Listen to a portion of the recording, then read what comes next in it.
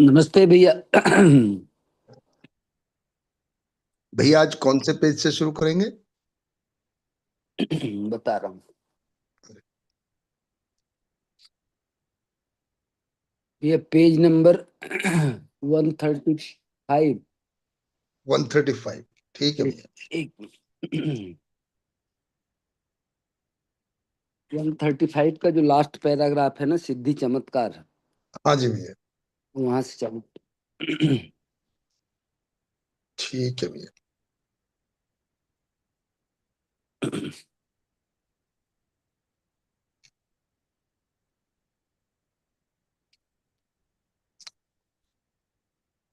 नमस्ते सभी को। नमस्ते। नमस्ते शिल्पा दीदी। नमस्ते सुरेंद्र भैया। जी नमस्ते दीदी। पहला शिविर किया था हमने आपका जी। दो, 2 साल पहले अछोटी में। अच्छा जी। बढ़िया।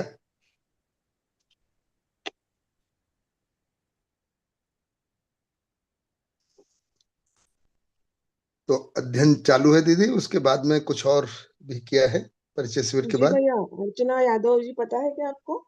हाँ हाँ बिल्कुल। नागपुर में। उनके से, हाँ उनके साथ ऑनलाइन पठन कर रही हूँ। बहुत बढ़िया। बहुत बढ़िया। अध्ययन कर रही हूँ, अर्चना यादव। हाँ हाँ दीदी मुझे ध्यान है। हम पहले अहमदाबाद में, अभी भी शायद गांधीनगर में है या कहीं और।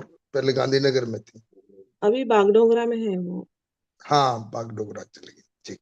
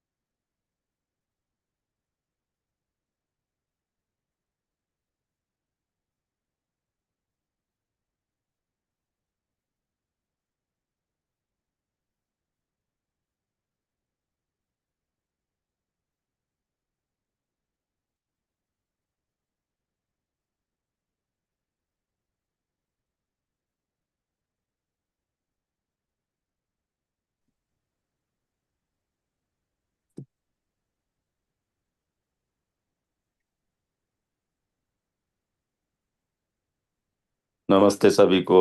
नमस्ते सुरेंद्र पाल भैया। नमस्ते भैया। नमस्ते भैया विजय भैया। दुर्गा शंकर भैया को भी नमस्ते। सभी को नमस्ते।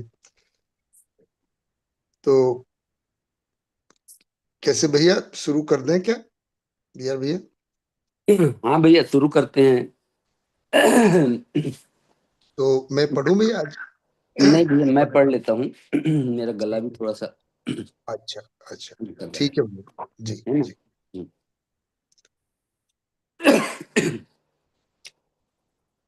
सभी को नमस्कार। हम लोग सब अनुभवात्मक अध्यात्मवाद का पठन कर रहे हैं।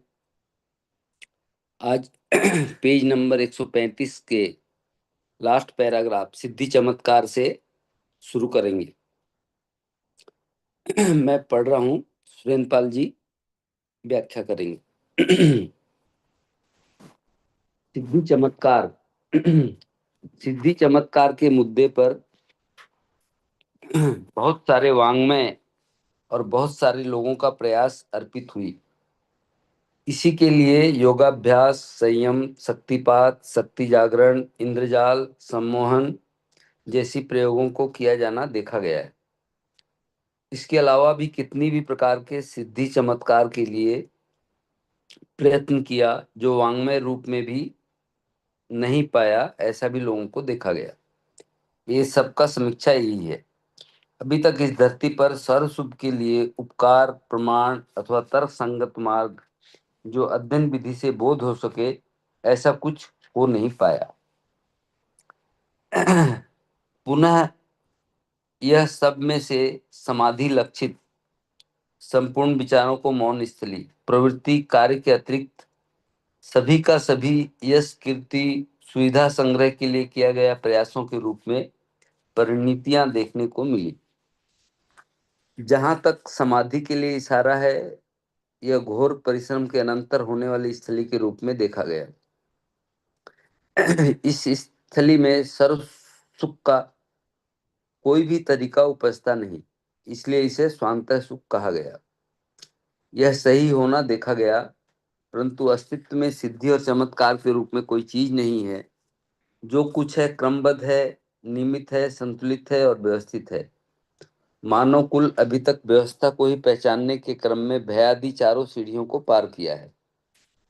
सर्वशुभ समझदारी से ही है। जी भैया, ये चैप्टर यहाँ खत्म होता है, इतना कर लेते हैं। जी भैया। बिल्कुल। तो सभी को एक बार फिर से नमस्कार। हम लोग आदरणीय नागराज जी द्वारा प्रतिपादित मध्यस्थ दर्शन की वाङ्मय का पठन श्रवण कर रहे हैं और उस पर चर्चा कर रहे हैं।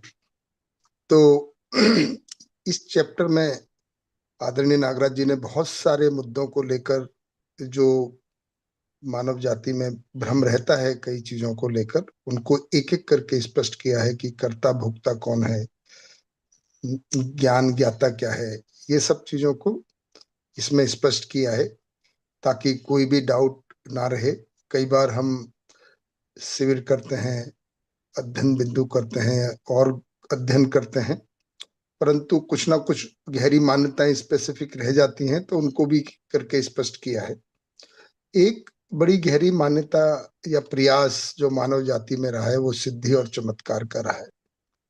मैं कई बार इसको देखता हूं कि जितना भी सिद्धि चमत्कारों के बारे में पढ़ा और इसके बारे में ये कह ही रहे हैं कि बहुत सारा वाङ्मय में लिखा है और कुछ ऐसे जो वाङ्मय भी नहीं है, परंतु बाबा जी ने उसको एक ही लाइन में कहा है कि दो बातें। एक तो इन सब सिद्धि चमत्कारों के पीछे सुविधा संग्रह ही देखा गया है, और ये अगर देखा जाए तो इसका स्वरूप ऐसा ही है कि बिना कुछ किए मिल जाए सारे सिद्धि चमत्कारों का, है ना, जो प्रयास है कि हम इच्छा करें और हमारे सामने भोजन की थाली आ जाए, हम इच्छा करें हम उड़ के कहीं पहुंच जाएं।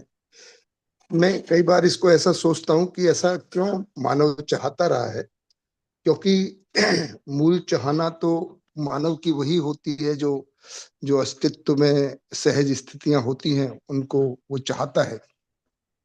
मौलिक चाहना तो वहीं से आती है।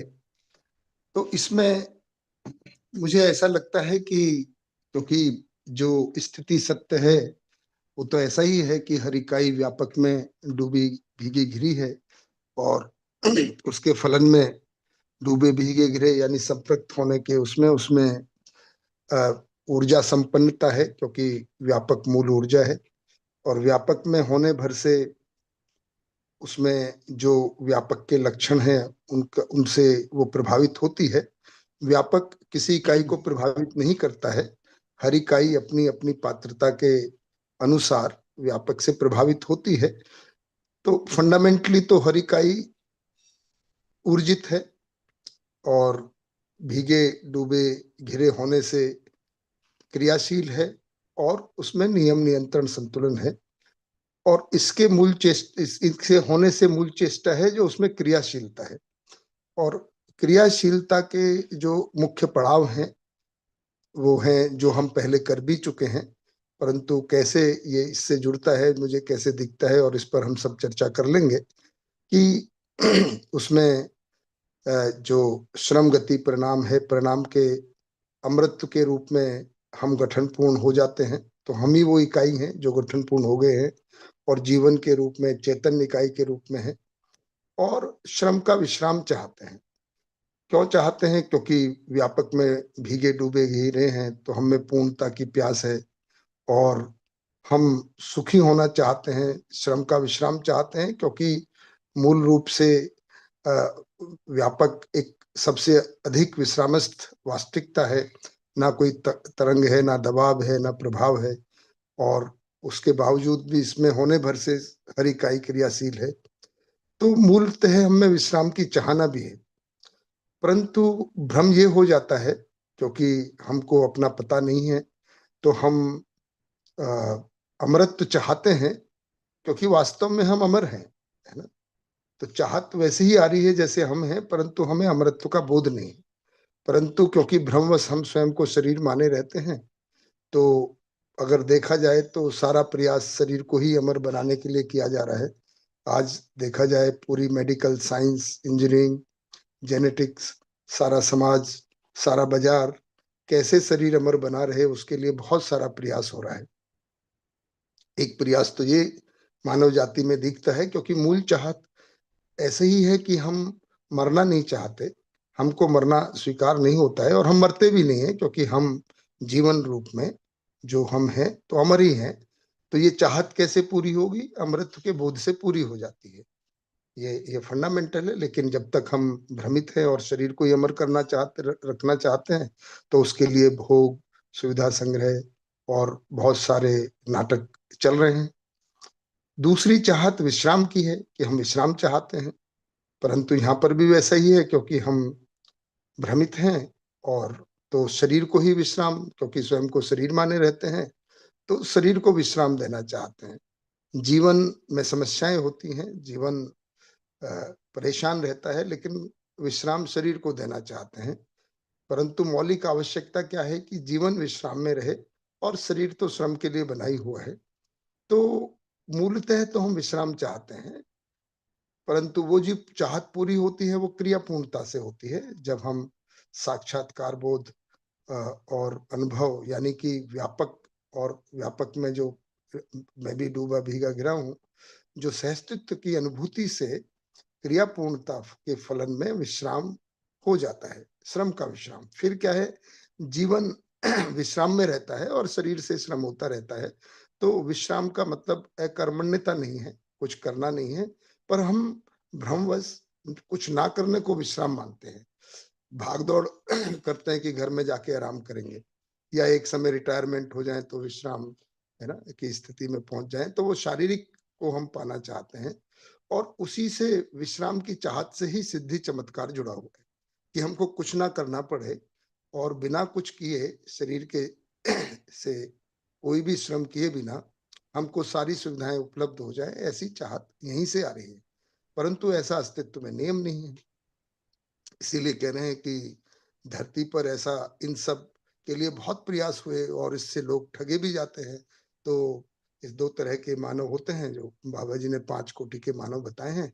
तो राक्षस मानव हैं, तो कल्पनाशीलता थोड़ी विकसित होती है, तो इस तरह का सिद्धि चमत्कार के द्वारा जिनकी कल्पनाशीलता नहीं विकसित होती, उनका शोषण करते रहते हैं सिद्धि चमत्कार के बहाने से। तो इसलिए कह रहे हैं कि इसके लिए अभी कोई उपकार, प्रमाण या तर्क संगत मार्ग जो अध्ययन विधि से बोध हो सके, जिससे सभी विश्राम को प्राप्त हो सके, ऐसा बन नहीं पाया। सिद्धि चमत्कार, ताबीज, ये वो मंत्र सब इसके लिए है कि अगर बीमारी है तो बिना इलाज के ठीक हो जाए। मानव बिना श्रम के सभी सुविधाओं को प्राप्त कर ले, बिना मेहनत के। ऐसा सारा सिद्धि चमत्कारों से जुड़ा होता है। पर एक चीज को उन्होंने छोड़ा है इसमें। अगर देखा जाए तो समाधि को उन्होंने अलग रखा है, क्योंकि बहुत सारे लोग ज्ञान की तलाश में भी निकले ही हैं। और क्योंकि मूलतः है जो अमृतत्व का बोध की चाहत है, विश्राम की चाहत है, और पूर्णता की चाहत है, जो पूर्णता के माइलस्टोन्स, स्टेप्स, जो हम कहते हैं गठन पूर्णता, क्रिया पूर्णता और आचरण पूर्णता के रूप में है, और फिर पूरी धरती पर जो पूर्णता का स्वरूप है, अखंड समाज सार्वभौम व्यवस्था के रूप में है, उसको प्राप्त करना ही चाहते हैं। ऐसा मानव की मूल चाहत है, क्योंकि फाइनली सारा जो क्रियाकलाप है सहस्तित्व में से के लिए है। इसका मतलब है कि सहस्तित्व ही कारण है, सहस्तित्व ही प्रक्रिया है, और सहस्तित्व ही फलन है। तो सहस्तित्व में से के लिए मानव का प्रयास है। मानव ही चारों अवस्थाओं के साथ यानी मानव के साथ और मानवेतर प्रकृति के साथ मिलकर चारों अवस्थाओं में संतुलन ज्ञान पूर्वक जब सार्वभौम व्यवस्था को पा लेता है, अखंड समाज को पा लेता है, तो सहस्तित्व प्रमाणित होता है। ये सर्वशुभ का स्वरूप है। सर्वशुभ को जो लास्ट में बोला है कि सर्वशुभ समझदारी से ही है, यही सर्वशुभ है। और इसको अब जो नागराज जी का अनुसंधान है कि अध्ययन विधि से इसको हम सभी इस बोध को पा सकते हैं जो हमारी मूल चाहना है कि हम अमर हो जाएं। तो बहुत सारी सिद्धियां देखेंगे, चमत्कार देखेंगे तो इन्हीं से जुड़ी हुई है ना, कि कैसे आदमी बूढ़ा ना हो, है ना, बूढ़ा ना हो, जवान बना रहे, अमर बना रहे। इसके लिए बहुत सारी जड़ी बूटियां और बहुत सारा प्रचार प्रसार, यंत्र तंत्र मंत्र सब पाया जाता है और इसके लिए आदमी प्रयास करता है। और दूसरा जो शरीर का विश्राम बना रहे उसके अर्थ में पाया जाता है। तो इस तरह से, लेकिन इसका जो खोज है नागराज जी ने कर लिया है कि भाई वास्तव में आदमी अमर ही होना चाहता है, मानव अमर होना चाहता है और वो अमर ही है, अमृत को ही पाना चाहता है और अमर ही है। केवल अमृत का बोध होना है। विश्राम चाहता है तो जीवन में विश्राम आना है और समाधान ही विश्राम है। एक लाइन आती है मध्य दर्शन में कई बार, समाधान बराबर विश्राम बराबर सुख। तो सुख शांति संतोष आनंद की अनुभूति ही विश्राम है। विश्राम का जो स्वरूप है वो जीवन में प्राप्त होता है। उसके साथ में जब जीवन में विश्राम हो जाता है तो शरीर तो श्रम करता ही है। अभी भ्रमित मानव शरीर से श्रम को अवॉइड करता है, श्रम को छोटा मानता है और जीवन में परेशानी रहती है। जीवन जीवन श्रम में रहता है और शरीर को विश्राम देना चाहता है। तो उसी से सारे सिद्धि चमत्कार जुड़े हुए हैं। तो उनकी कोई जगह नहीं है ऐसा कह रहे हैं। सब कोई अध्ययन से इन सबको पा सकते हैं। समाधि की स्थिति को उन्होंने छोड़ा है, वो स्वांत सुखाय के लिए ऐसा मान लिया गया है, पर उससे सभी सुखी हो जाएं ऐसा नहीं पाया गया है। तो कह रहे हैं कि अस्तित्व में इस तरह की सिद्धि चमत्कार कोई नहीं है। ये केवल जो राक्षस मानव है, पशु मानव का इस बहाने से शोषण करता है अज्ञानवश। और जो कुछ है वो क्रमबद्ध है, नियमित है, संतुलित है। यानी कि विकास क्रम विकास है, जागृति क्रम जागृति है। और ये सब इसलिए है क्योंकि जो हर इकाई है, अनंत इकाइयां हैं, वो व्यापक में बीगी डूबी गिरी हैं। यह अस्तित्व का मूल स्वरूप है। और इसी को पाने के लिए हमको अध्ययन की आवश्यकता है। अध्ययन पूर्वक हम भास आभास प्रतीति से पूर्वक सर्वतोमुखी समाधान को प्राप्त हो सकते हैं। सभी सवालों का जवाब हमको जीने का स्वरूप स्वयं से लेकर परिवार समाज और राष्ट्र तक हमको प्राप्त हो जाता है और हम ये भय मुक्त हो जाते हैं। इसी तरह इस व्यवस्था को पहचानने से ही हम जो भय है, चिंताएं हैं, पीड़ाएं हैं, इनको पार कर जाते हैं। तो ऐसी बात यहाँ पर कही। जी भैया। जी भैया।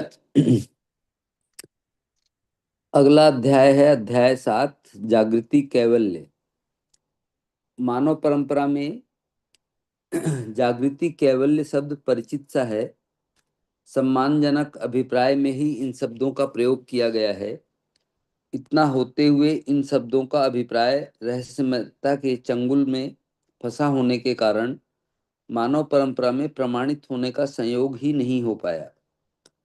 प्रमाणित होने का तात्पर्य परंपरा में एक दूसरे में एवं पीढ़ी से पीढ़ी में अंतरित होने से है। कैवल्य को अथवा जागृति को मानव परंपरा ही प्रमाणित करेगा। इसका परिभाषा और इसकी व्याप्ति समझ में न आते हुए भी सर्वोपरि शुभ स्थिति इंगित हो चुकी है, दूसरी विधि से मानव में स्वीकार्य हो चुकी है। जागृति का स्वरूप जीवन ज्ञान, सस्तित्व दर्शन ज्ञान ही है। जैसा जीवन है और अस्तित्व है, उसे वैसा ही जानना, मानना, पहचानना और निर्वाह करना ही जागृति और जागृति का प्रमाण है। जीवन वस्तु को गठनपूर्ण परमाणु के रूप में स्वीकारते हुए, समझते हुए, जीवन वस्तु में ही अक्षय शक्ति, अक्षय बल का प्रवाह बना हुआ समझते हुए, स्वीकारते हुए, जीवन सहज क्रियाकलापों के 5 शक्ति और 5 बलों को समझते हुए, स्वीकारते हुए, जीवन बल प्रवाह में प्रिय हित लाभ रूपी नजरिया एक दूसरे के लिए अपना पराया होना समीक्षित होते हुए को सभी स्वीकारते हुए, एक दूसरे के लिए पूरकता को आवश्यक समझते हुए न्याय धर्म सत्य रूपी दृष्टियां एक दूसरे के साथ पूरक होते हुए सार्थकता का मार्ग प्रशस्त होता हुआ स्थिति और गतियों को समझते हुए उक्त नजरिए में संपूर्ण अस्तित्व को सहअस्तित्व रूप में साक्षात्कार करते हुए बोध और अनुभव करते हुए स्थितियों को विधिवत समझते सत्यापित करते हुए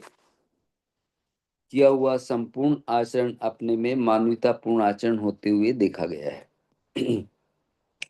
मानवतापूर्ण आचरण मूल्य चरित्र और नैतिकता का अविभाज्य रूप होना देखा गया है, जिसको पहले स्पष्ट किया जा चुका है। हर परिवार मानव में मानवतापूर्ण आचरण ही समाज रचना और निर्वाह का सूत्र है। समाज रचना क्रम में ही परिवार रचना न्यूनतम आकार है। परिवार रचना के साथ ही व्यवस्था की आवश्यकता उद्भूत होना देखा गया है। व्यवस्था में जीना सर्वाधिक मानव का सुकृति है। व्यवस्था अपने में सहअस्तित्व सहज है, इस तथ्य को भी स्पष्ट किया जा चुका है। यह जागृति का पहला प्रमाण है। परिवार व्यवस्था में जीना सहज होने के उपरांत ही समग्र व्यवस्था में भागीदारी संभव हो जाता है, समीचीन हो जाता है। जागृति पूर्णता का यही प्रमाण होना देखा गया है। समग्र व्यवस्था में भागीदारी का प्रमाण सहित अभिव्यक्ति संप्रेषणा प्रकाशन ही कैवल्य होना देखा गया है।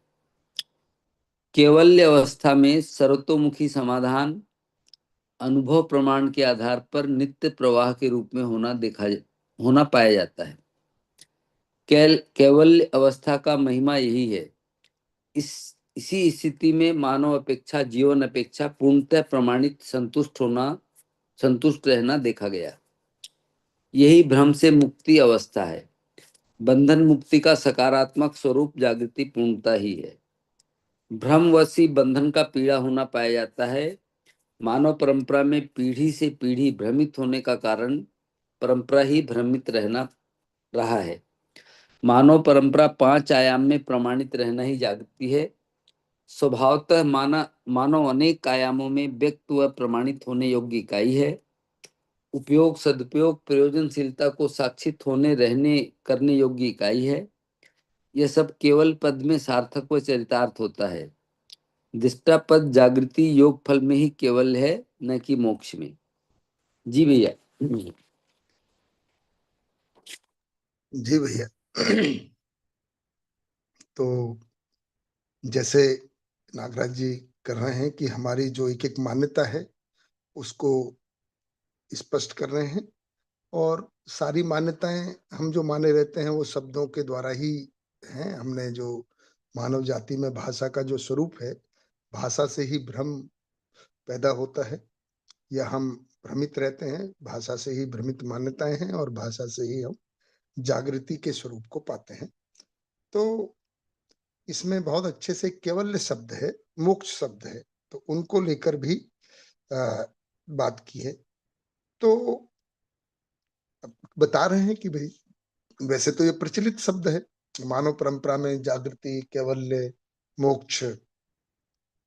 कम से कम ये उपकार रहा है पुराने लोगों का, जिन्होंने भी इस बारे में सोचा है। तो विचार रूप में तो पराकाष्ठा के रूप में, अपेक्षा के रूप में इसको पहचान लिया गया है कि भाई मानव अमर होना चाहता है। बताया ही है आत्मा अमर है, ऐसा ऐसा सिद्धांत तो आ ही गया है पहले से। गीता में इसका वर्णन है, बहुत सारे उपनिषदों में, किसी अन्य रूप में कुरान में भी ऐसा ही है कि रूह है ना, वो तो अमर ही है। वो अल्लाह के यहाँ से स्वर्ग से निकाल दी जाती है आदम हवा के रूप में, मानव को यहाँ आना होता है, और फिर वो एक दिन कयामत के दिन वापस जाएगी। तो एक कोई ना कोई चीज नित्य है, निरंतर है। क्रिश्चियनिटी में भी सभी लोगों ने 2 लाख साल की यात्रा में मानव ने ऐसा सोचा है। ये भी बड़ी बात है कि कुछ कुछ शब्दों को के द्वारा कोई ना कोई सिद्धांत को प्रतिपादित करने का प्रयास हुआ है, परंतु वो पूरा नहीं हुआ है ना। नागराज जी ने उसको अस्तित्व में, वास्तविकता में, वस्तु के रूप में कैसा है उसको स्पष्ट किया है। शब्द से अपेक्षा और अपेक्षा पूर्वक अनुमान तो आ गया है। अपेक्षा और अपेक्षा के अनुरूप अनुमान को पा लिया गया है, परंतु उसका वास्तविक स्वरूप, परिमार्जित स्वरूप, पूर्ण स्वरूप कैसा है, वो उसको स्पष्ट किया है। जैसे हमने 1-2 सप्ताह पहले भी बात की थी कि नागराज जी ने परिवर्तन और परिमार्जन के अर्थ में हमने बहुत सारी बात की थी। तो कोई चीज अपेक्षा के रूप में, सिद्धांत के रूप में आ गई है तो उसको परिमार्जित किया है और पूर्ण कर दिया है। तो यहाँ पर भी मोक्ष और जागृति के सिद्धांतों को, कैवल्य के सिद्धांतों को स्पष्ट किया है। सामान्य रूप से कोई भी परंपरा में, चाहे वो जैनिज्म हो, बुद्धिज्म हो, है ना, जो कि हिंदुइज्म के ही पार्ट हैं, सब तो मानव ही हैं, ऐसा माना गया है कि मरने के बाद, यानी मरना मतलब शरीर छोड़ने के बाद ही मोक्ष या कैवल्य पद को प्राप्त होता है। यहाँ पर दो शब्दों को जोड़ा गया है कि एक तो मोक्ष है जिसको ब्रह्म मुक्ति कह रहे हैं, अगर एक स्पष्ट रूप में जहां इनको प्लेस किया है, और आचरण पूर्णता को केवल पद के साथ जोड़ा गया है। कि फाइनली क्या है कि ये सोच तो लिया है लोगों ने कि भाई मोक्ष होता है, लेकिन मरने के बाद आवागमन से मुक्ति को सोचा गया है। और आवागमन से मुक्ति भी ऐसा सोचा गया है क्योंकि शरीर के साथ जीना यहाँ दुनिया में दुखी पूर्वक जीना है, सुखी नहीं हुआ जा सकता, उसके मूल में ये बात है। इसलिए आवागमन से मुक्ति की बात है कि ये तो गर्भ में आना ही जो है वो दुख है, और इस शरीर के साथ इस धरती पर जीना ही दुख का रूप है। तो कैसे आवागमन से मुक्ति हो जाए, उसको भी सोचा गया है। तो दोनों तीनों सिद्धांतों की बाबा जी आगे आवागमन से मुक्ति को उन्होंने दिव्य पद के साथ जोड़ा है। जब व्यक्ति पूरी तरह से आचरण पूर्णता के उपरांत जो शरीर ग्रहण करने की भी जो स्वतंत्रता है शरीर को चलाने के लिए, उसके साथ इस तरह से तीनों शब्दों को जोड़ दिया है, इसको पूरी तरह से यहाँ स्पष्ट किया है। तो किसको कह रहे हैं? केवल को, जागृति को मानव में ही परंपरा में ही प्रमाणित होना है।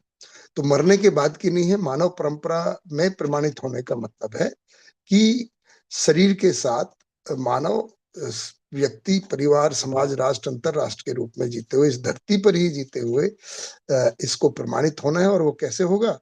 तो उसको बता रहे हैं कि भाई इसको पहले तो सर्वशुभ की जो स्थिति पहले बताई है वो इंगित हो चुके है, उसको स्पष्ट करना है। जो जागृति का स्वरूप है पहले तो उसको बताया कि वो जीवन ज्ञान, शास्त्र दर्शन ज्ञान और मानवतापूर्ण आचरण ज्ञान है। पहले ये ज्ञान के रूप में स्पष्ट होना वो जागृति का स्वरूप है। जीवन जैसा है उसको वैसा ही जानना, मानना, पहचानना, निर्वाह करना जागृति है। जीवन वस्तु को गठन पूर्ण के रूप में स्वीकार करते हुए, समझते हुए, जीवन अक्षय बल शक्ति संपन्न है, अमर है, चैतन्य इकाई है, इन सब को स्वीकारते हुए जब हम जीने का स्वरूप बना लेते हैं न्याय धर्म सत्य के आधार पर, उसके आधार पर व्यक्ति में, परिवार में जीते हुए, अपने पराये से मुक्त होते हुए न्याय धर्म सत्य की दृष्टियों के साथ जब हम जीते हैं, इसको साक्षात्कार कर लेते हैं और फिर आचरण, मानवतापूर्ण आचरण में जी लेते हैं, तो ये जागृति का स्वरूप है।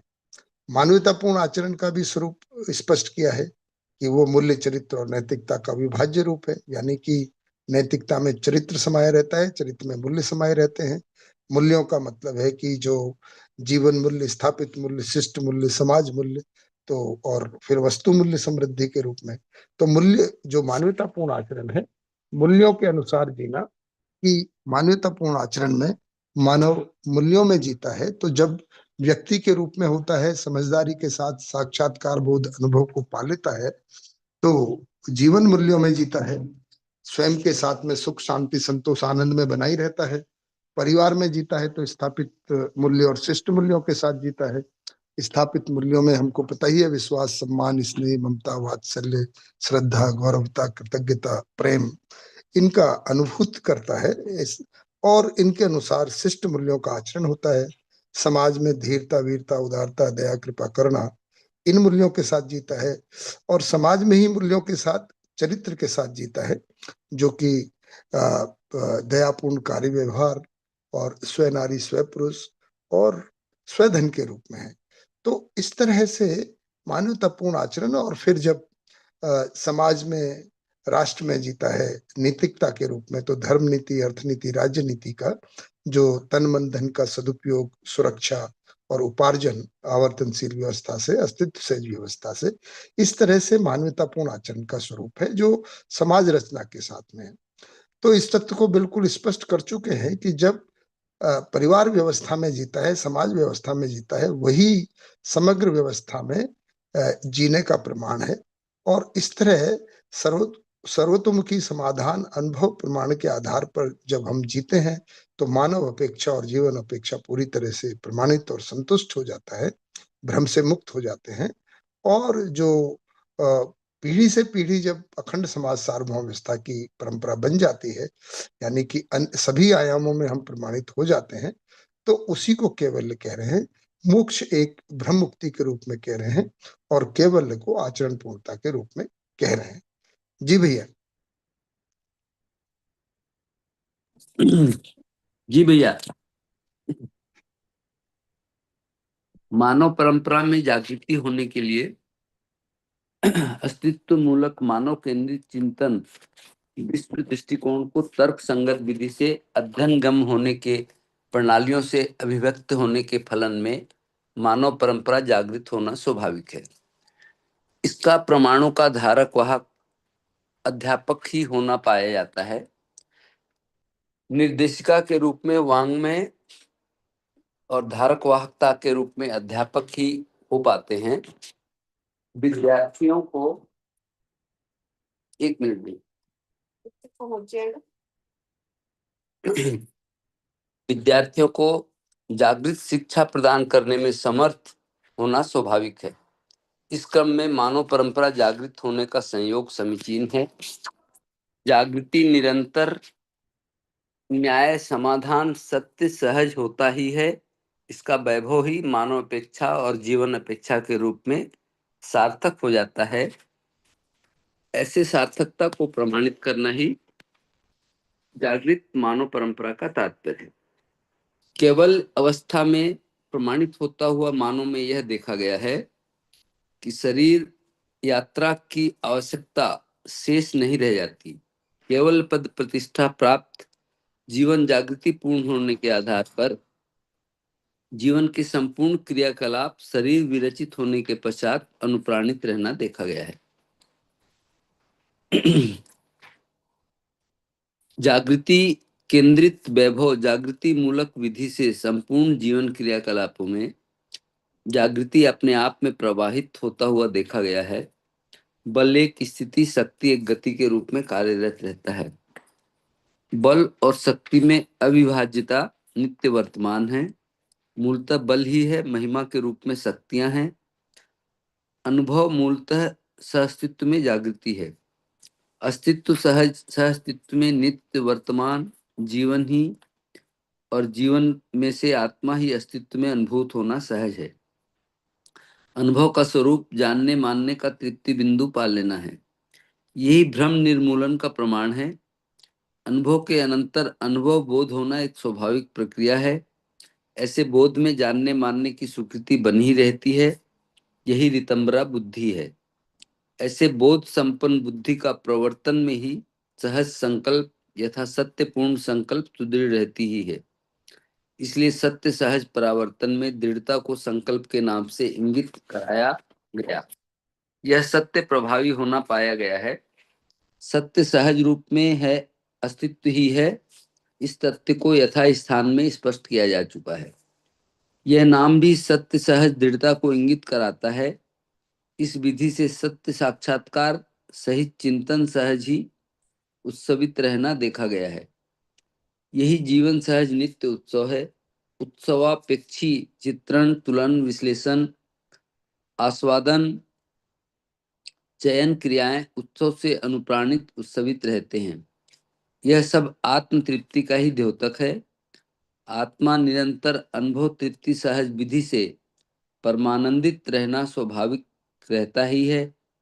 इस क्रम में अनुभव सहज आनंद, व्यवहार सहज सुख अपने आप में ध्रुव होना स्वाभाविक है। पुनश्च जागृति का स्वभाव होना देखा गया है। ऐसे नित्य उत्सव को ही कैवल्य का नाम दिया गया है। जी भैया। बहुत सुंदर। क्या बात। तो बता रहे हैं, मतलब अब ये तो अपना तो अनुमान ही बनता है, जितना अध्ययन हुआ है। ये जो इस इन पैराग्राफ में जो लिखा गया है, ये तो जो अनुभव संपन्न व्यक्ति है वो कह रहे हैं देखा गया है, जगह जगह देखा गया है। कि देखा गया है तो भाई किसने देखा है? तो नागराज जी ने देखा है। हम तो उनके देखे हुए को देखकर अनुमान लगा रहे हैं पठन श्रवण पूर्वक कि हमें कुछ भास आभास हो जाए और जो साक्षात्कार बोध संकल्प की क्रियाएं हैं वो जागृत हो जाएं, अनुभव प्रमाणिकता की क्रियाएं जागृत हो जाएं। तो इसी को कह रहे हैं। एक तो सबसे बढ़िया बात ये कह रहे हैं कि पहले बता दिया है कि कैवल्य क्या है, मोक्ष क्या है। तो ब्रह्म मुक्ति ही मोक्ष है, सत्यानुभूति ही मोक्ष है। दोनों तरह से इसको कहा जा सकता है कि एक बार हम में संक्रमण हो जाता है। संक्रमण का मतलब है कि फिर वो वापस नहीं होता है।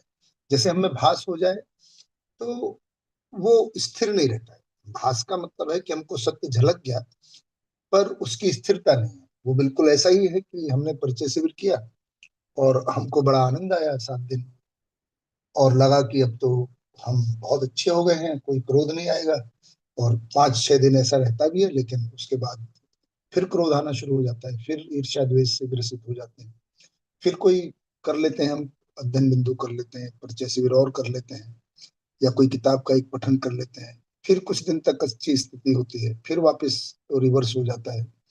और मृत्यु के बाद शरीर की मृत्यु ही होती है। तो उसके बाद भी बहुत सारा रिवर्स होने की संभावना बनी रहती है अगर अच्छा वातावरण और अध्ययन नहीं हो पाता है तो क्योंकि जीवन की तो नित्यता है, निरंतरता है। जीवन की जैसी स्थिति होती है वैसी ही रहती है। तो यहाँ पर भी वो भास की निरंतरता नहीं हो पाती है, तो वैसी ही बनी रहती है। तो उसकी निरंतरता कब होती है? जब संक्रमण हो जाता है। और संक्रमण कब होता है? जब साक्षात्कार बोध अवधारणा और अनुभव हो जाए। तो अनुभव और प्रमाणिकता की जो क्रिया है वो लॉक, एक तरह से अनुभव लॉक हो जाता है। फिर वो किसी भी स्थिति परिस्थिति में रिवर्स नहीं होता है। भास बहुत ही कम समय तक स्थिर रहता है, आभास बहुत अधिक समय तक दीर्घ स्थिर रहता है, परंतु निरंतरता प्रतीति और अनुभूति की है। तो भास को पहले हमारा जिम्मेदारी है कि आभास तक पहुंचे।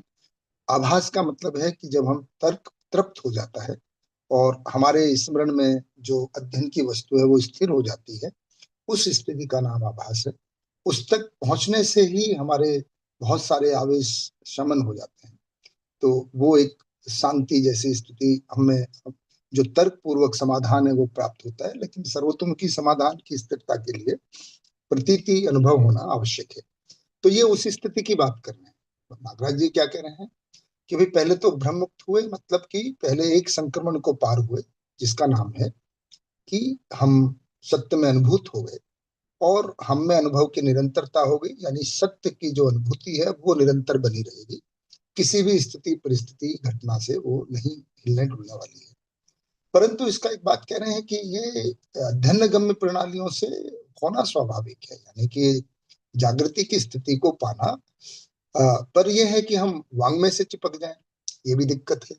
हमारे आसक्तियों की कोई सीमा नहीं होती है। भ्रमित व्यक्ति क्या है कि एक तो पहले से ही शरीर से चिपकाव है, शरीर से फिर आवेशों से चिपकाव है, फिर विषयों से चिपकाव है, संवेदनाओं से चिपकाव है, इन सब में आसक्ति है, सुविधा संग्रह से आसक्ति है। इनसे छूटने का प्रयास करते हैं तो कई बार हम अध्ययन की वस्तु में बोर्ड से ही चिपक जाते हैं कि हमको जीवन क्रिया बोर्ड में ही दिखती है, अपने में नहीं दिख पाती है। बोर्ड में ही सब कुछ जीवन और शरीर अलग दिखता है, स्वयं को जीवन रूप में नहीं देख पाते हैं। तो आभास में अगर भास भी हमको अच्छे से हो जाता है तो हम कम से कम बोर्ड से और प्रबोधक, कई बार फिर प्रबोधक में आसक्ति हो जाती है कि एक तरह की बात कहने वाला ही हमको ठीक लगता है। भास का प्रमाण है कि हम जो है बोर्ड से और प्रबोधक की आसक्ति से, शुरू में ये स्वाभाविक है कि किसी एक प्रबोधक की बात हमको अच्छी लगती है और फिर बार बार उसी प्रबोधक की बात अच्छी लगती है। लेकिन अगर भास हो गया है तो इसका प्रमाण है कि फिर हमको सब बात अच्छी लगती है, कौन बोल रहा है वो मुद्दा नहीं। पहले हमको व्यक्ति ज्यादा अच्छा लगता है कि वो क्या बोल रहा है वो जरूरी नहीं है, पर व्यक्ति बोल रहा है वो ज्यादा अच्छा लगता है। भास में हम बोर्ड और प्रबोधक से मुक्त हो जाते हैं, लेकिन फिर पुस्तक से चिपक जाते हैं, तो वो भी जरूरी है, वो सेकंड स्टेप है। तो अब हम बोर्ड और प्रबोधक से मुक्त होकर वस्तु में जा रहे हैं। तो ये पुस्तक के से पर ये कह रहे हैं कि निर्देशिका के रूप में वाङ्मय और धारक वक्ता के रूप में अध्यापक ही हो पाते हैं। तो निर्देशिका जो है, वो जो वाङ्मय है, वो निर्देशिका के रूप में है, प्रतीकी है। तो लेकिन समझ जो हमको आती है वो अध्यापकों से ही आती है। तो अध्यापक और अध्यापन विधि से ही हमें वस्तु स्थापित होनी है, इस बात की ओर इंगित कर रहे हैं। परंतु ये भी ध्यान में रहना है कि वाङ्मय भी निर्देशिका के रूप में है। अगर उससे भी चिपक गए तो कई बार हम पुस्तक से चिपक जाते हैं। लोग पुस्तक के लेके लड़ाई झगड़ा करते हैं, ऐसा देखा गया परंपरा में। पुस्तक को है ना से चिपकाव का तरीका यह है कि पुस्तक की ही पूजा होनी शुरू हो जाती है। पुस्तक को रख के उसके सामने दिया जला लेते हैं और फिर हमको लगता है ज्ञान हो जाएगा। तो ये पुस्तकों से चिपकाव है, लेकिन ये कह रहे हैं कि पुस्तकों से ज्ञान नहीं होने वाला है, ज्ञान तो स्वयं ही होने वाला है। तो विद्यार्थियों को जागृत शिक्षा प्रदान करने में समर्थ होने के ये स्वाभाविक है, वो अध्यापक पद में पहुंचते हैं। तो मानव में जो जागृता परंपरा में ये संयोग बहुत अच्छा है। कह रहे हैं कि अध्ययन का मतलब ही है कि आत्मा की साक्षी में, अनुभव की रोशनी में स्मरण पूर्वक किया गया क्रिया प्रक्रिया प्रयास, ये अध्ययन है। तो आत्मा की साक्षी अभी तो हमारी है, हम ही उसके साक्षी हैं कि हमें क्या घट रहा है, कितना हमको भास हो रहा है, आभास हो रहा है। स्वयं का मूल्यांकन सत्यापन कर पाते हैं। और अध्यापक जो है वो अभी तो नागराज जी हैं, जो अनुभव की रोशनी है वो नागराज जी की है। परंतु जिन्होंने जितना भी मनन पठन कर लिया है, उनके मार्गदर्शन में हम समझ पाते हैं, जो हमसे थोड़े श्रेष्ठ हैं और अध्ययन में आगे हैं, उसको हम अध्यापक कह रहे हैं। फाइनली तो अध्यापक वही है जो पूरी तरह से जागृत हो जाए, उसी को अध्यापक कहा गया है। इस तरह से इस विधि से ये कह रहे हैं कि इस विधि से पूरी मानव जाति में सभी मोक्ष को प्राप्त हो सकते हैं। तो यही जो जागृति है, फिर न्याय धर्म सत्य और समाधान सत्य के रूप में मानव अपेक्षा जो कि समाधान समृद्धि व्यस अस्तित्व की है, और जीवन अपेक्षा जो कि सुख शांति संतोष आनंद की है, वो सबको प्राप्त हो जाती है। ऐसी सार्थकता को जब हम प्रमाणित कर देते हैं तो वो मानव परंपरा का मतलब है कि अब समाधान समृद्धि अभी जैसे वो परंपरा नहीं बनी है आज के डेट में। नागराज जी अनुभव संपन्न है, लेकिन अभी अध्ययन विधि द्वारा हम में से अनुभव को प्राप्त करना अभी शेष है, अभी अपेक्षित है।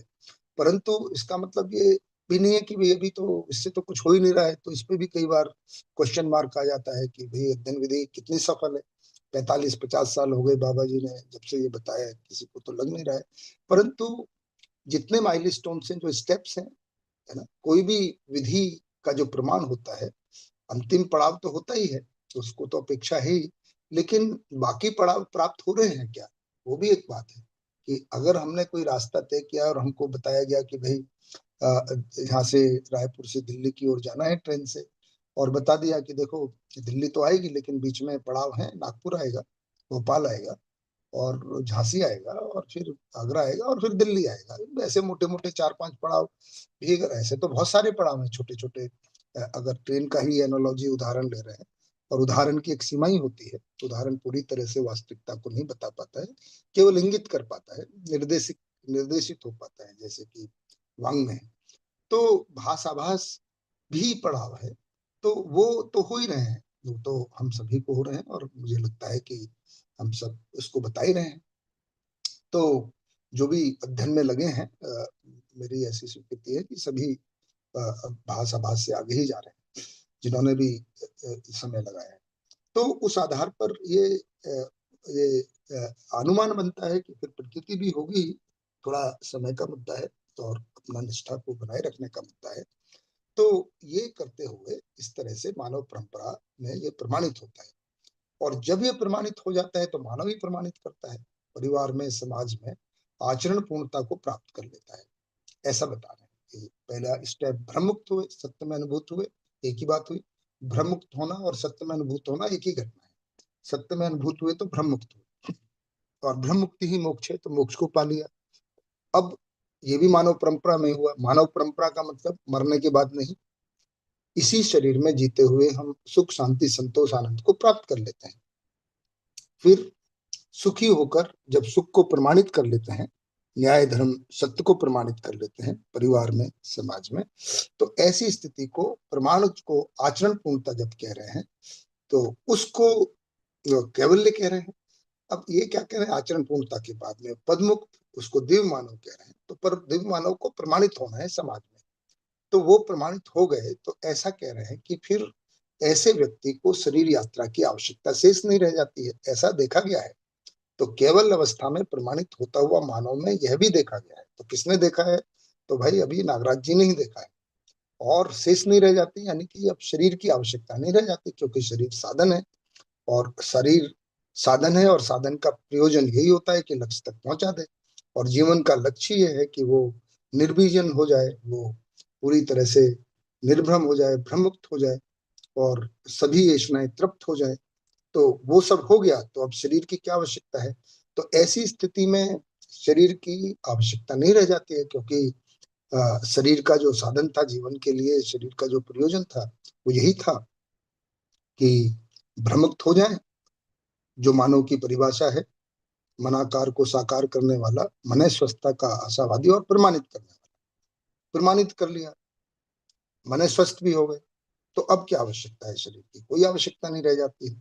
तो एक स्वतंत्रता है ना, स्वतंत्रता हो जाती है। तो क्या है, देव मानव पूर्ण स्वतंत्र है, ऐसा एक अनुभव दर्शन में जो लाइन आती है, अभ्यास दर्शन में भी बताया गया है। और पूर्ण स्वतंत्रता का मतलब है कि अब ये स्वतंत्रता प्राप्त हो जाती है कि शरीर चलाए या नहीं चलाए। आवश्यकता हो गई तो चला लेंगे। परंतु कह रहे हैं कि केवल पद प्रतिष्ठा प्राप्त जीवन में जागृति पूर्ण होने के आधार पर जीवन के संपूर्ण क्रियाकलाप तो शरीर विरचित होने के पश्चात भी अनुप्राणित मतलब बने रहते हैं। तो यानी अनुभव की निरंतरता बनी रहती है, जो क्रियाएं हैं वो बनी ही रहती हैं, और वो जागृति की निरंतरता बनी रहती है। तो जागृति केंद्रित जो वैभव है, जागृति मूलक विधि से संपूर्ण क्रियाकलापों में जागृति अपने आप प्रवाहित होता हुआ देखा गया है। यानी कि जो अनुभव बल, बल और शक्ति की बात करें, प्रमाणिकता शक्ति, बुद्धि बल, बोध और संकल्प शक्ति, ये इसी तरह से क्रम से फिर चिंतन और चित्रण, तुलन और विश्लेषण, आस्वादन और चयन। हालांकि मुझे कई बार ऐसा होता है कि भाई चयन क्रिया क्या होगी? तो चयन क्रिया यही होगी कि अब कि जीवन रूप में बने रहना है, ऐसा ही बनेगी अगर शरीर की आवश्यकता नहीं है। और चयन क्रिया फिर होगी तो शरीर के चयन की होगी। तो सभी क्रियाएं बनी रहती हैं इस तरह से। और इस तरह कह रहे हैं कि ये जो अस्तित्व है, नित्य वर्तमान है, जीवन में जो आत्मा है उसमें अनुभव का जो स्वरूप है, जानने मानने का तृप्ति बिंदु, वो बना रहता है। एक बार जान लिया, इसको हम ऐसा भी देख लेते हैं कि जब तक सामान्य रूप से बाबा जी ने कई जगह उदाहरण दिया है, एक हालांकि बहुत कम उदाहरणों का प्रयोग किया है, कि अगर हमसे कोई गणित का सवाल नहीं हो रहा है तो हम 50 बार करें नहीं होता है, जब तक हमको समझ में नहीं आता है हम नहीं कर पाते हैं। पर अगर हमने उसको एक बार सॉल्व कर लिया समझ पूर्वक, तो हम पाते हैं कि वो जिंदगी भर बना रहता है। फिर हमारा शरीर बदल जाए, शरीर में कुछ भी बदल जाए, पर अगर हमको बहुत अच्छे से स्पष्ट है तो वो, अगर केवल हमने रट के और परीक्षा के लिए किया है तो भूल जाएंगे, पर अगर समझ लिया है तो वो हमेशा के लिए बना रहता है। तो वैसा ही कह रहे हैं कि एक बार अनुभव प्राप्त हो गया तो उसकी निरंतरता बनी ही रहती है, बल और शक्ति। और वो जानने मानने का तृप्ति बिंदु है। पूरे भ्रम का निर्मूल हो गया है, यानी भ्रम खत्म हो गया है, वो प्रमाण है। तो ये अनुभव के अनंतर अनुभव बोध होना एक स्वाभाविक क्रिया है। बोध जानने मानने की स्वीकृति बनी रहती है। भाई जान लिया, मान लिया है, तो ये कैसे पता चल रहा है? इसका बोध भी हो रहा है। तो जानने मानने का तृप्ति बिंदु है, उसका बोध है। और यही रितंबरा है, बुद्धि की बात है कि रितंबरा का मतलब सत्य से भरा हुआ, अनुभव से भरा हुआ। तो ये अनुभव है, फिर उसका परावर्तन होता है तो संकल्प रहता है, सत्य। इस तरह से इन्हीं क्रियाओं को बताया गया है कि इसी की विधि से जो चिंतन बना रहता है, उत्सव बना रहता है, और उसी उत्सव में जो चित्रण, तुलन, विश्लेषण, आस्वादन, चयन क्रियाएं बनी रहती हैं। यह सब आत्म तृप्ति का द्योतक है। और ऐसा निरंतर अनुभव तृप्ति सहज विधि से परमानंद में बना रहना होता है। और अकृतत्व को एक और शब्द बोला गया है, अकृतत्व को प्राप्त हो जाता है।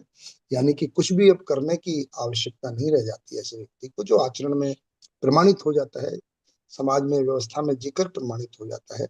इस क्रम में जो अनुभव है वो अपने आप अगर शरीर के साथ रहता है तो व्यवहार सहज सुख, यानी कि धर्मपूर्ण विचार, न्यायपूर्ण व्यवहार बना ही रहता है।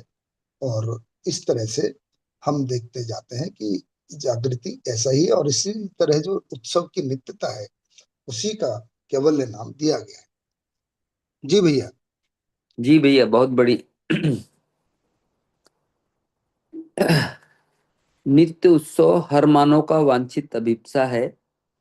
जीवन सहज रूप में हर मानव शुभ सुकृति किया हुआ रहता है, जैसे सत्य, धर्म, न्याय, स्वभाव। इस प्रकार जीवन स्वीकृत तथ्यों के प्रति अपेक्षाएं रहना स्वाभाविक है।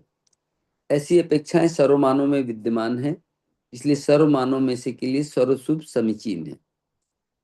सर्वशुभ विधि जागृति मूलक अभिव्यक्ति और जागृतिगामी शिक्षा संस्कार ही है। यही अखंड समाज सार्वभौम व्यवस्था का सूत्र है। इस विधि से अनुभव मूलक विधि से अभिव्यक्त होने का कार्यक्रम ही शिक्षा संस्कार के रूप में प्रभावित व वांछित होना देखा गया है। इन तथ्यों को हृदयंगम करने के लिए समाधानात्मक भौतिकवाद, व्यवहारात्मक जनवाद को अवश्य ही अध्ययन करें। मानव संचेतनावादी मनोविज्ञान सहज विधि से अस्तित्व सदा सदा ही विकासोन्मुखी सहअस्तित्व होने के कारण समाधान के अनंतर समाधान ही होना देखने को मिलता है। विकास का हर बिंदु, हर कड़ी, हर अवस्था अपने आप में समाधान होना दिखाई पड़ती है। हर व्यक्ति को इसे हृदयंगम करना आवश्यक है। जो कुछ भी हम अनुभव, बोध, चिंतन, चित्रण, विश्लेषण पूर्वक मानसिकता को बनाए रखते हैं, ऐसे स्थिति में हर मानव व्यवहार में सामाजिक होना, परिवार समृद्ध होना पाया जाता है। इस तथ्य के आधार पर व्यवहारात्मक जनवाद स्रोत को और आधार को मानव के रूप में पाते हैं। इस विधि से मानव ही प्रमाणों का आधार होना पाया गया है। अस्तित्व नित्य वर्तमान है ही, मानव ही प्रमाण करता है। प्रमाणकर्ता का तात्पर्य परंपरा में प्रमाणों को उद्घाटित करने, प्रमाणित करने और बोध कराने योग्य इकाई है। मानव परंपरा व्यवहार, अनुभव और प्रयोग विधियों से प्रमाणित होना पाया जाता है। प्रमाणित होने के लिए उभय पक्ष की आवश्यकता है, इसलिए प्रबोधन संबोधन होने रहने की स्थिति बनी रहती है। अनुभव मूलक विधि से ही प्रयोग व्यवहार प्रमाणित होता है। मानव समझता है, इसलिए प्रयोग है। प्रयोग अपने आप में होता नहीं, सभी प्रयोगों का दृष्टा मानव ही है। ऐसे प्रयोगों में से अखंड समाज सार्वभौम व्यवस्था में से के लिए साधन रूप में उपयोग, सदुपयोग, प्रयोजनशील होने वाली सभी उपलब्धियां मानवतापूर्ण प्रयोगों के रूप में होना पाया जाता है। इसके साथ यह भी आकलन हो जाता है, मानव तथा नैसर्गिक असंतुलन के लिए किया गया सभी प्रयोग निरर्थक होना स्पष्ट हो जाता है।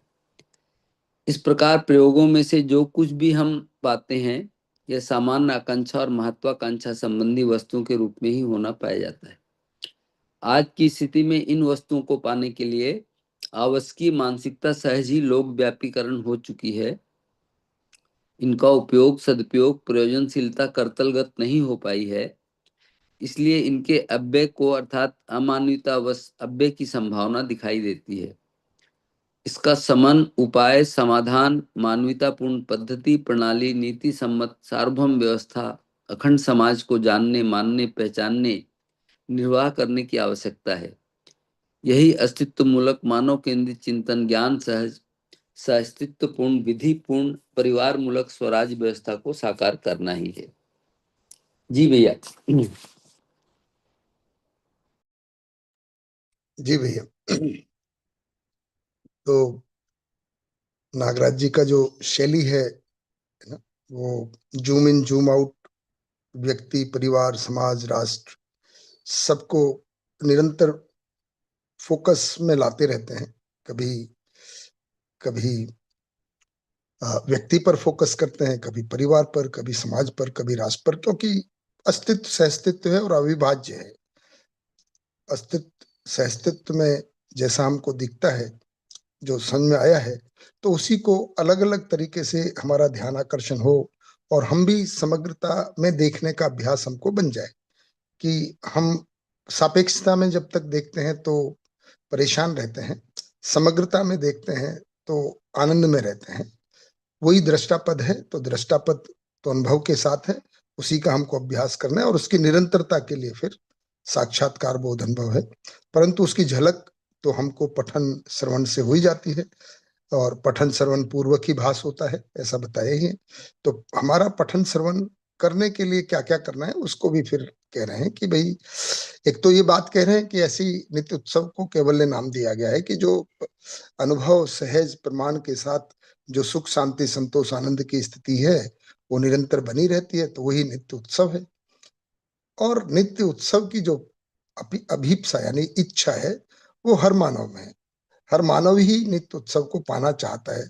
अब ये कैसे संभव होगा, तो ये कह रहे हैं कि अगर देखा जाए तो जीवन सहज रूप में हर मानव शुभ स्वीकृत किया हुआ रहता है, केवल उसको पता नहीं होता है। जैसे मैंने शुरू में भी इस बात को ध्यान दिया कि हमारी मूल चाहत तो वही है जैसे हम हैं, यानी जैसे हम हैं मौलिक रूप में, जैसे हम व्यापक में डूबे घिरे हैं, तो अपेक्षाएं सारी हम में व्यापक में डूबे भीगे घिरे होने से आ रही हैं।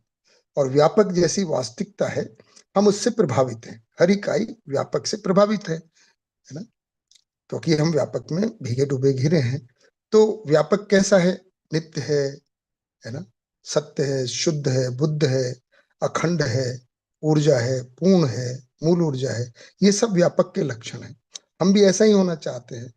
अब हम में नित्यता का स्वरूप अमृत के रूप में है कि हम अमर अमृत को देख लें कि हम भी नित्य और निरंतर हैं, ऐसा हमको बोध हो जाए। विश्राम सुख शुद्ध बुद्ध की जो चाहत है वो अनुभव पूर्वक क्रिया पूर्णता के साथ हमें आती है। तो ये मौलिक अपेक्षा है, ये मानव शुभ और अखंडता हम चाहते हैं, पारदर्शिता हम चाहते हैं, पारगामियता चाहते हैं।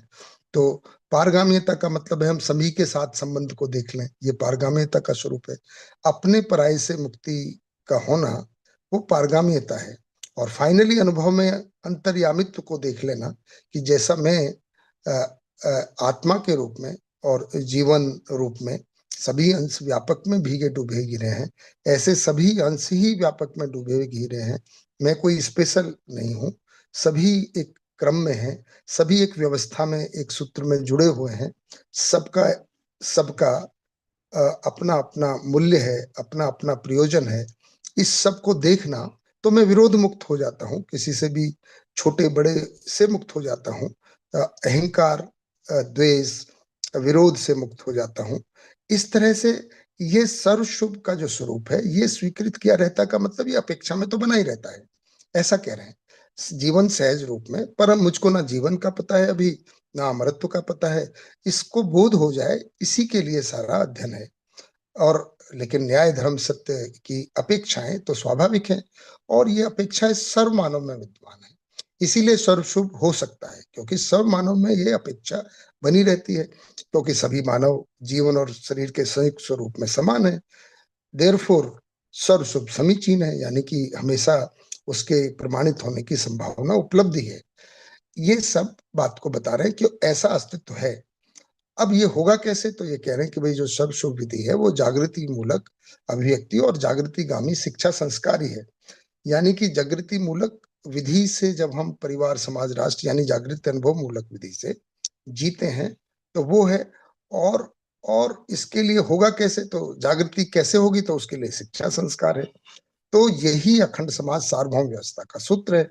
यानी कि शिक्षा संस्कार के द्वारा हर पीढ़ी हर मानव जागृत होगा, और जागृत होकर उसको अभिव्यक्त करेगा, जिएगा, तो वो अखंड समाज सार्वभौम व्यवस्था प्रमाणित होना स्वाभाविक है। इसलिए उसको सर्वशुभ को समीचीन कहा गया है।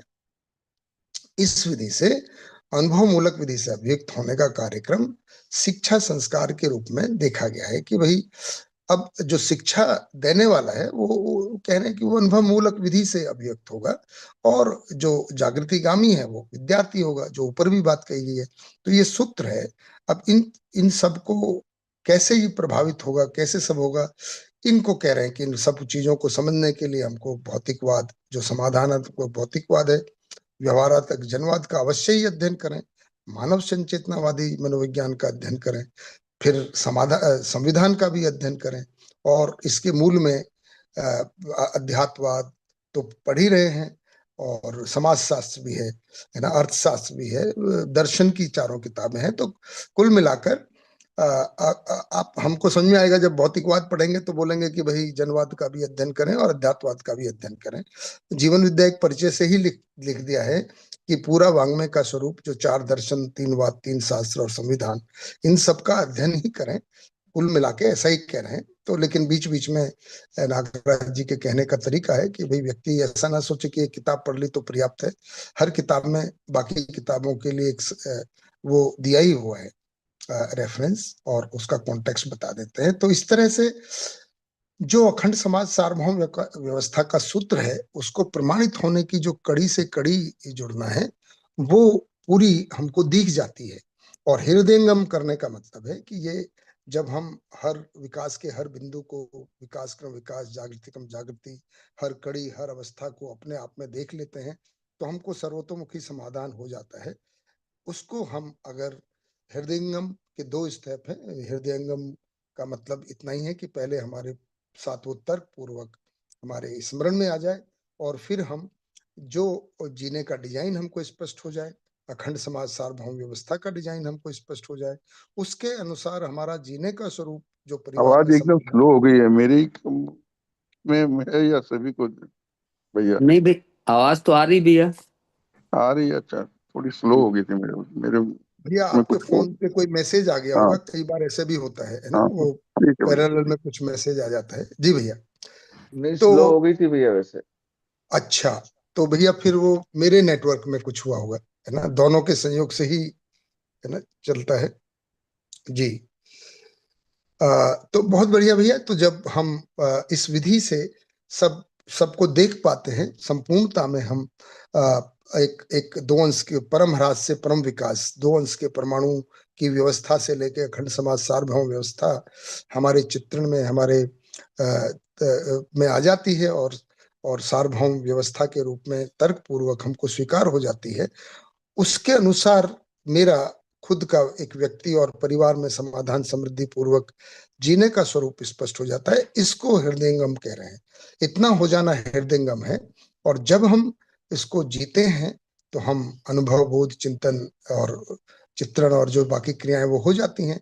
तो ऐसे स्थिति में फिर कह रहे हैं कि हर मानव फिर व्यवहार में सामाजिक हो जाता है और परिवार समृद्ध होना पाया जाता है।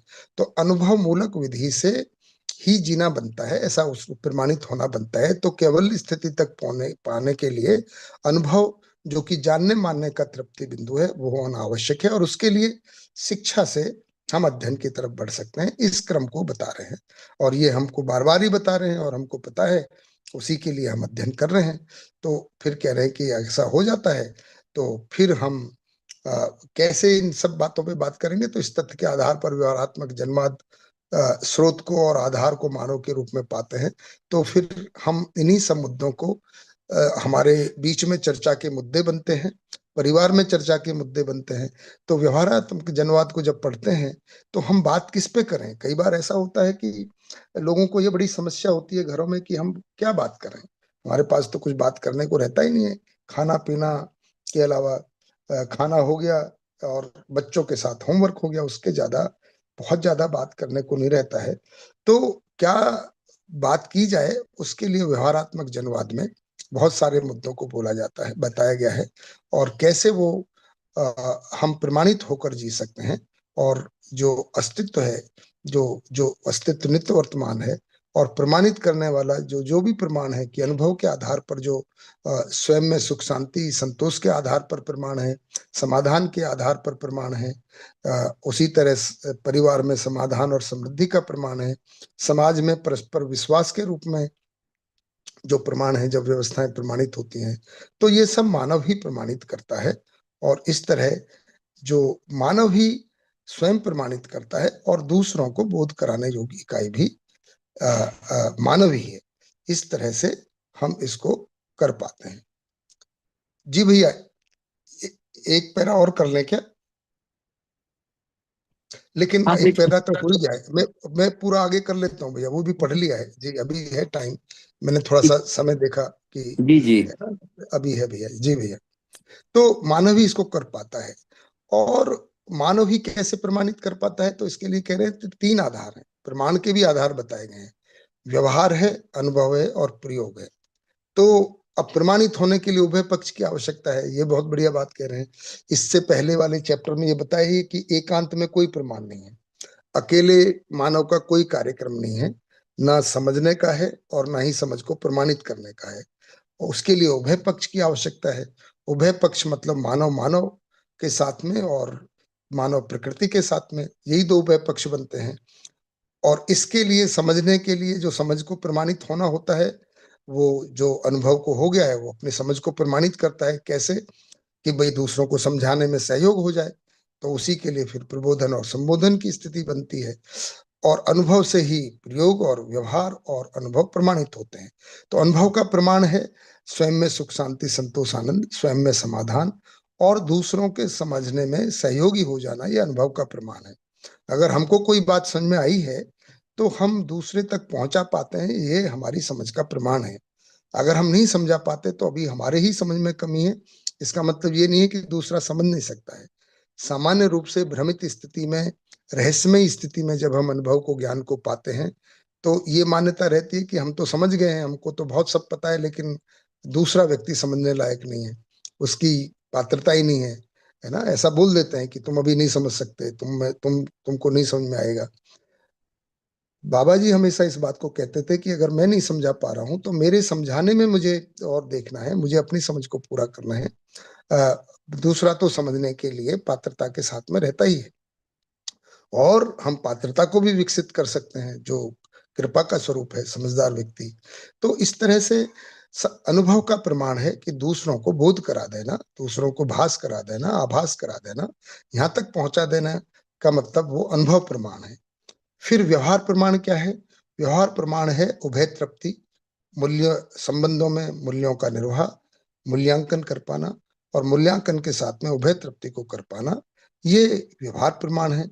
तो अनुभव प्रमाण हुआ दूसरों को समझने में सहयोगी हो जाना, समझा देना। और व्यवहार प्रमाण हुआ न्यायपूर्ण व्यवहार के फलन में उभय तृप्ति को पा लेना व्यवहार में। तीसरा प्रमाण है प्रयोग प्रमाण।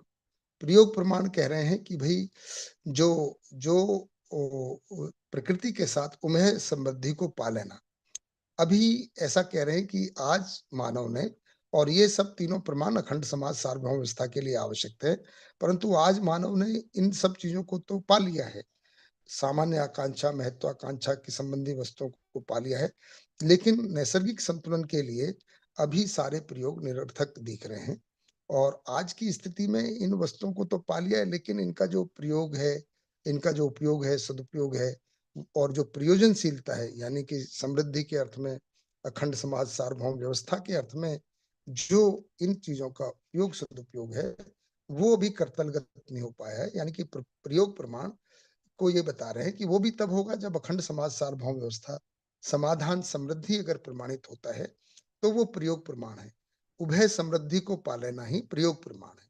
तो संक्षिप्त में कहेंगे, अनुभव प्रमाण हुआ कि जो मुझे अनुभव हुआ है, जो मुझे समझ में आया है, वो दूसरों तक जो अभी समझने के क्रम में है उसको पहुंचा देना, स्पष्टता को पहुंचा देना, वो अनुभव का प्रमाण हुआ। जो जितना स्पष्ट होता है उतनी स्पष्टता को पहुंचा पाता है। दूसरा व्यवहार प्रमाण हुआ कि जब व्यवहार में, न्यायपूर्ण व्यवहार में मूल्यों का निर्वाह के साथ, कर्तव्य दायित्व निर्वाहों के साथ हम उभय तृप्ति को पाते हैं, इसको व्यवहार प्रमाण कह रहे हैं। जब हम सामान्य आकांक्षा, महत्वाकांक्षा की चीजों को प्रकृति से आवर्तनशील विधि से प्राप्त कर लेते हैं और परिवार में समृद्धि और प्रकृति में भी समृद्धि को पा लेते हैं, आवर्तनशीलता को पा लेते हैं, तो वो प्रयोग प्रमाण का स्वरूप है। इन तीनों प्रमाणों के साथ ही अखंड समाज सार्वभौम व्यवस्था स्थापित हो पाती है, प्रमाणित हो पाती है। इस तरह ये नीतियां हैं, यही पद्धति है जो समाधान पूर्वक, मानवीयता आचरण पूर्वक हम कर पाते हैं। और ये सब सहस्तित्व विधि से ही, अस्तित्व मूलक मानव केंद्रित चिंतन से ही जो ज्ञान है, अस्तित्व दर्शन ज्ञान, जीवन ज्ञान, मानवतापूर्ण आचरण ज्ञान विधि से ही जब हम 10 सोपानीय व्यवस्था, परिवार मूलक स्वराज्य व्यवस्था को साकार कर पाते हैं, तो ही अखंड समाज सार्वभौम व्यवस्था प्रमाणित हो पाती है। इसी के लिए हम आगे अध्ययन कर ही रहे हैं करते रहेंगे और मानव का लक्ष्य भी यही है, करने वाला कार्यक्रम भी यही है। इसके अलावा जब अस्तित्व नित्य वर्तमान है और हम अमर इकाई हैं, तो पूर्णता की ही निरंतरता है। हम पूर्ण हो जाएं, जो पूर्णता का स्वरूप है। गठन पूर्णता हो चुकी है, वो प्रकृति सहज विधि से हो चुकी है, अस्तित्व सहज विधि से हो चुकी है। क्रिया पूर्णता में हमारी कल्पनाशीलता, कर्म स्वतंत्रता का नियोजन होना ही है। हमको अध्ययन करना ही है। अध्ययन के फलन में हम भास आभास प्रतीति अनुभूति को प्राप्त होकर जब इसके अनुसार जीने में जी पाते हैं परिवार समाज राष्ट्र में, तो अखंड समाज और परिवार मूलक स्वराज व्यवस्था साकार हो पाती है। ऐसा सूत्र बनाया है जिसके लिए हम प्रयासरत हैं। ऐसा हम लगे ही रहेंगे। तो सर्व शुभ प्रमाणित हो, ऐसा कह रहे हैं।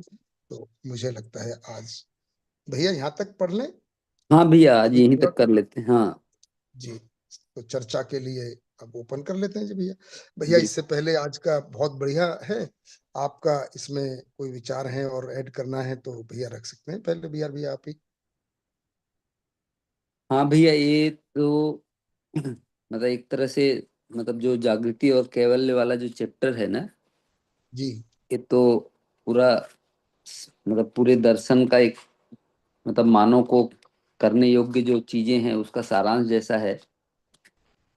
और बहुत बढ़िया आज के उसमें आया हुआ है। और आपने भी उसकी जो व्याख्या की वो बड़ी अच्छे ढंग से, जो समझने योग्य ढंग से की। तो धन्यवाद भैया। हाँ, बाकी बाकी लोग अपनी अपनी बात प्रस्तुत करें, जिज्ञासा या जो जिनको जो कुछ और कुछ अतिरिक्त रूप से जो समझ में आया, जो आज ही आया, उसको प्रकट करें तो सबको अच्छा लगेगा। जी भैया, बहुत बढ़िया भैया।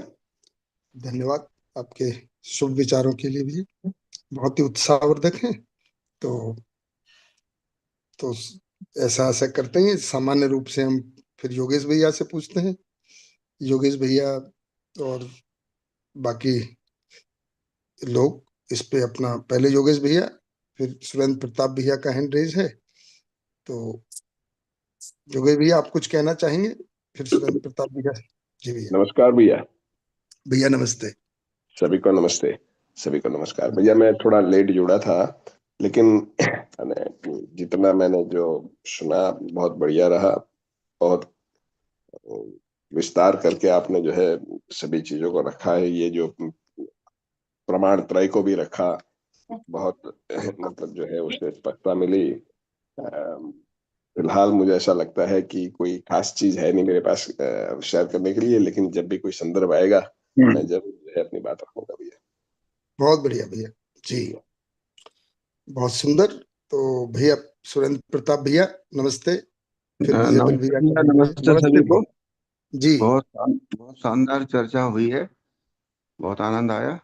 एक छोटा सा प्रश्न ये बन रहा है कि परिवार में सुख शांति पूर्वक रहने का मध्यस्थ दर्शन की रोशनी में क्या प्रारूप हो सकता है, क्योंकि परिवार के अन्य सदस्य तो मध्यस्थ दर्शन को पढ़ा नहीं है, तो वो तो जो सांसारिक विधि है उसी हिसाब से जीवन जी रहे हैं। अब उसमें संतुलन बना करके इस मध्यस्थ दर्शन की रोशनी में सुख शांति पूर्वक कैसे रहा जाए, इस पे कुछ बात हो सकती है क्या? जी भैया, हो ही सकती है। तो बी आर भैया संक्षिप्त में कैसे कहेंगे? वैसे इस सभा में कई बार इस पे बात भी हुई है, और तो मैंने तो रखा ही है, तो बी आर भैया इस पे रख देंगे तो बहुत बढ़िया रहेगा। जी भैया। भैया देखिए, कभी कभी हमको भी लगता है कि हम तो अध्ययन कर रहे हैं मध्यस्थ दर्शन का, इसलिए हम समझ गए हैं, है ना। ये भी थोड़ा सा मतलब कंफ्यूजन बोलें या गलत फहमी बोलें। जब तक हमको साक्षात्कार बोध की स्थिति नहीं होती तब तक हमारी भी समझ पूरी नहीं है। इसलिए कई जगह परिवार में, समाज में हमारा जो व्यवहार है वो भी हर जगह जो है मानवतापूर्ण आचरण के साथ ही होता है, या मूल्यों के साथ ही हमारा व्यवहार होता है, ऐसा नहीं होता होगा। पर ठीक है, हम प्रयास तो कर रहे हैं। और हमारे प्रयास को और हमारे आचरण और व्यवहार का अगर प्रभाव हमारे परिवार पे नहीं पड़ रहा है तो हमको भी अपना एक आत्मावलोकन करना चाहिए कि हम क्या कर रहे हैं। केवल बोलने से लोग मान जाएंगे कि हाँ मैं अच्छा जी रहा हूँ, ऐसा नहीं है। मैं बोलता रहूंगा कि नहीं मैं बहुत अच्छा जी रहा हूँ, बहुत अच्छा जी रहा हूँ, तो ये कोई पैरामीटर नहीं है। मेरे बोलने जीने के आधार पर या मेरे जीने के स्वरूप को देखकर थोड़ा सा प्रभाव होना चाहिए परिवार को या आसपास वालों को। अगर वो होता है तो परिवार में धीरे धीरे माहौल बनता है और परिवार वाले भी उसको स्वीकारते हैं कि हाँ इस तरह से समझने और जीने का प्रयास करना चाहिए। और फिर वो उसमें आपके साथ या मेरे साथ प्रयास में शामिल होते हैं। ऐसा मैंने अभी तक अपनी और दूसरे लोगों की, जो भी मेरे मित्र मंडली हैं, उनकी शरीर यात्रा में मैंने ऐसा देखा है। तो मेरा ऐसा ही सोचना है कि आप अपने, मतलब हम आप जो भी हैं अपनी लगन के साथ समझते रहिए, जीते रहिए।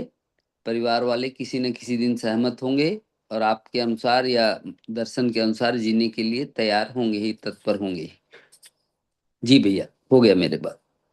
बहुत बढ़िया भैया। तो सुरेंद्र प्रताप आप भी भैया, भैया भैया अपना विचार आप भी अपना विचार दीजिए पाल भैया। जी भैया, मैं भी जो बी आर भैया ने बताया वो सहमत हूँ। उसका तरीका तो यही है कि मैं अपने पे काम करता रहूं, अपनी समझ को बढ़ाता रहूं और उसके अनुसार अपना जीना, मेरा कम से कम व्यवहार और विचार, तो विचार मेरे हाथ में होता है। मैं अपने विचारों को ठीक कर लूं और उसके अनुसार व्यवहार ठीक करूं तो परिवार को भी प्रेरणा मिलती है। तो कम से कम मैं उनके जीने में एक तो हस्तक्षेप नहीं करता हूँ। कई बार क्या हो जाता है कि मैं अध्ययन करता हूँ, अपने को श्रेष्ठ मान लेता हूँ और थोड़ा सा उपदेशक विधि में आ जाता हूँ, उपदेश देता रहता हूँ। उपदेश स्वीकार नहीं होता है भैया, जो बी आर भैया ने बताया। तो और यदि इसका अध्ययन में रिवर्स है है जो और भैया, जो आप कह रहे हैं यदि इसका रिवर्स है कि दूसरे हमारे जीवन में हस्तक्षेप कर रहे हैं, तो तब मैं क्या किया उससे जाए? फिर, तो उनकी अयोग्यता से मैं प्रभावित नहीं होता हूँ। इस योग्यता को प्राप्त करना तो मेरे ही हाथ में भी है ना। तो इस स्थिति को प्राप्त करना है कि दूसरे के हस्तक्षेप से मैं प्रभावित नहीं होता हूँ, बल्कि उनसे, है ना, उनसे मैं क्षमा का भाव रखता हूँ, दयापूर्ण मतलब व्यवहार रखता हूँ कि उनसे प्रभावित ना होकर तो भी मैं उनको प्रस्ताव देता रहता हूँ। ये स्थिति मेरे हाथ में है। जैसे बी आर भैया ने कहा, इसको मैंने अपने में भी पाया है और बाकी जो साथी इसमें निष्ठा से लगे हैं, ऐसी स्थिति को पाना मेरे हाथ में है। और धीरे धीरे फिर मेरे परिवार वाले भी इस बात को स्वीकारते हैं। परिवार में, समाज में सभी जगह विसंगतियां तो देखने को मिलती हैं ना। वो वो कुछ अलग ही बात करते हैं जो सर्वसुभ में नहीं होती है। एक एक ग्रुपिज्म में चले जाते हैं, इस प्रकार से रहता है। तो वहाँ संतुलन बनाना बड़ा दिक्कत आती है। जी बिल्कुल बिल्कुल। मेरे ख्याल से इस बारे में तो योगेश भैया भी कुछ कहना चाहेंगे। योगेश भैया, आप भी। ये समस्या सभी के साथ आती है, इसलिए मैंने इसको सोचा इस बात की जाए। नहीं नहीं, बिल्कुल सभी के साथ है भैया। अभी अभी की जो स्थितियां हैं, वही तो हमको निर्माण करना है समाज में। जी इसी के जी, लिए अध्ययन और अभ्यास है भैया, है ना। बिल्कुल ठीक कह रहा है ना। है जैसे भैया। जैसे सब जैसे जैसे समझदार लोगों की संख्या बढ़ेगी भैया, तो धीरे जी, धीरे वातावरण भी बदल जाएगा, है ना। बिल्कुल ऐसा ठीक है। करें। योगेश भैया आप भी बात कीजिए कुछ। भैया वैसे तो बी आर भैया और सुरेंद्र प्रताप भैया, सुरेंद्र पाल भैया ने जो बताया है बिल्कुल ठीक ही बताया है ना। फिलहाल तो जो है ये, है ना, जागृति क्रम में से ये धरती, ये मानव जाति जो है गुजर रही है ना। नहीं चाहते हुए भी विसंगतियां जो है बनी हुई है। आदमी जो विसंगतियां में जीता है वो चाहता नहीं है, लेकिन संगति पूर्वक, सुसंगतता पूर्वक कैसे जिया जाए उसका उसको पता नहीं है ना।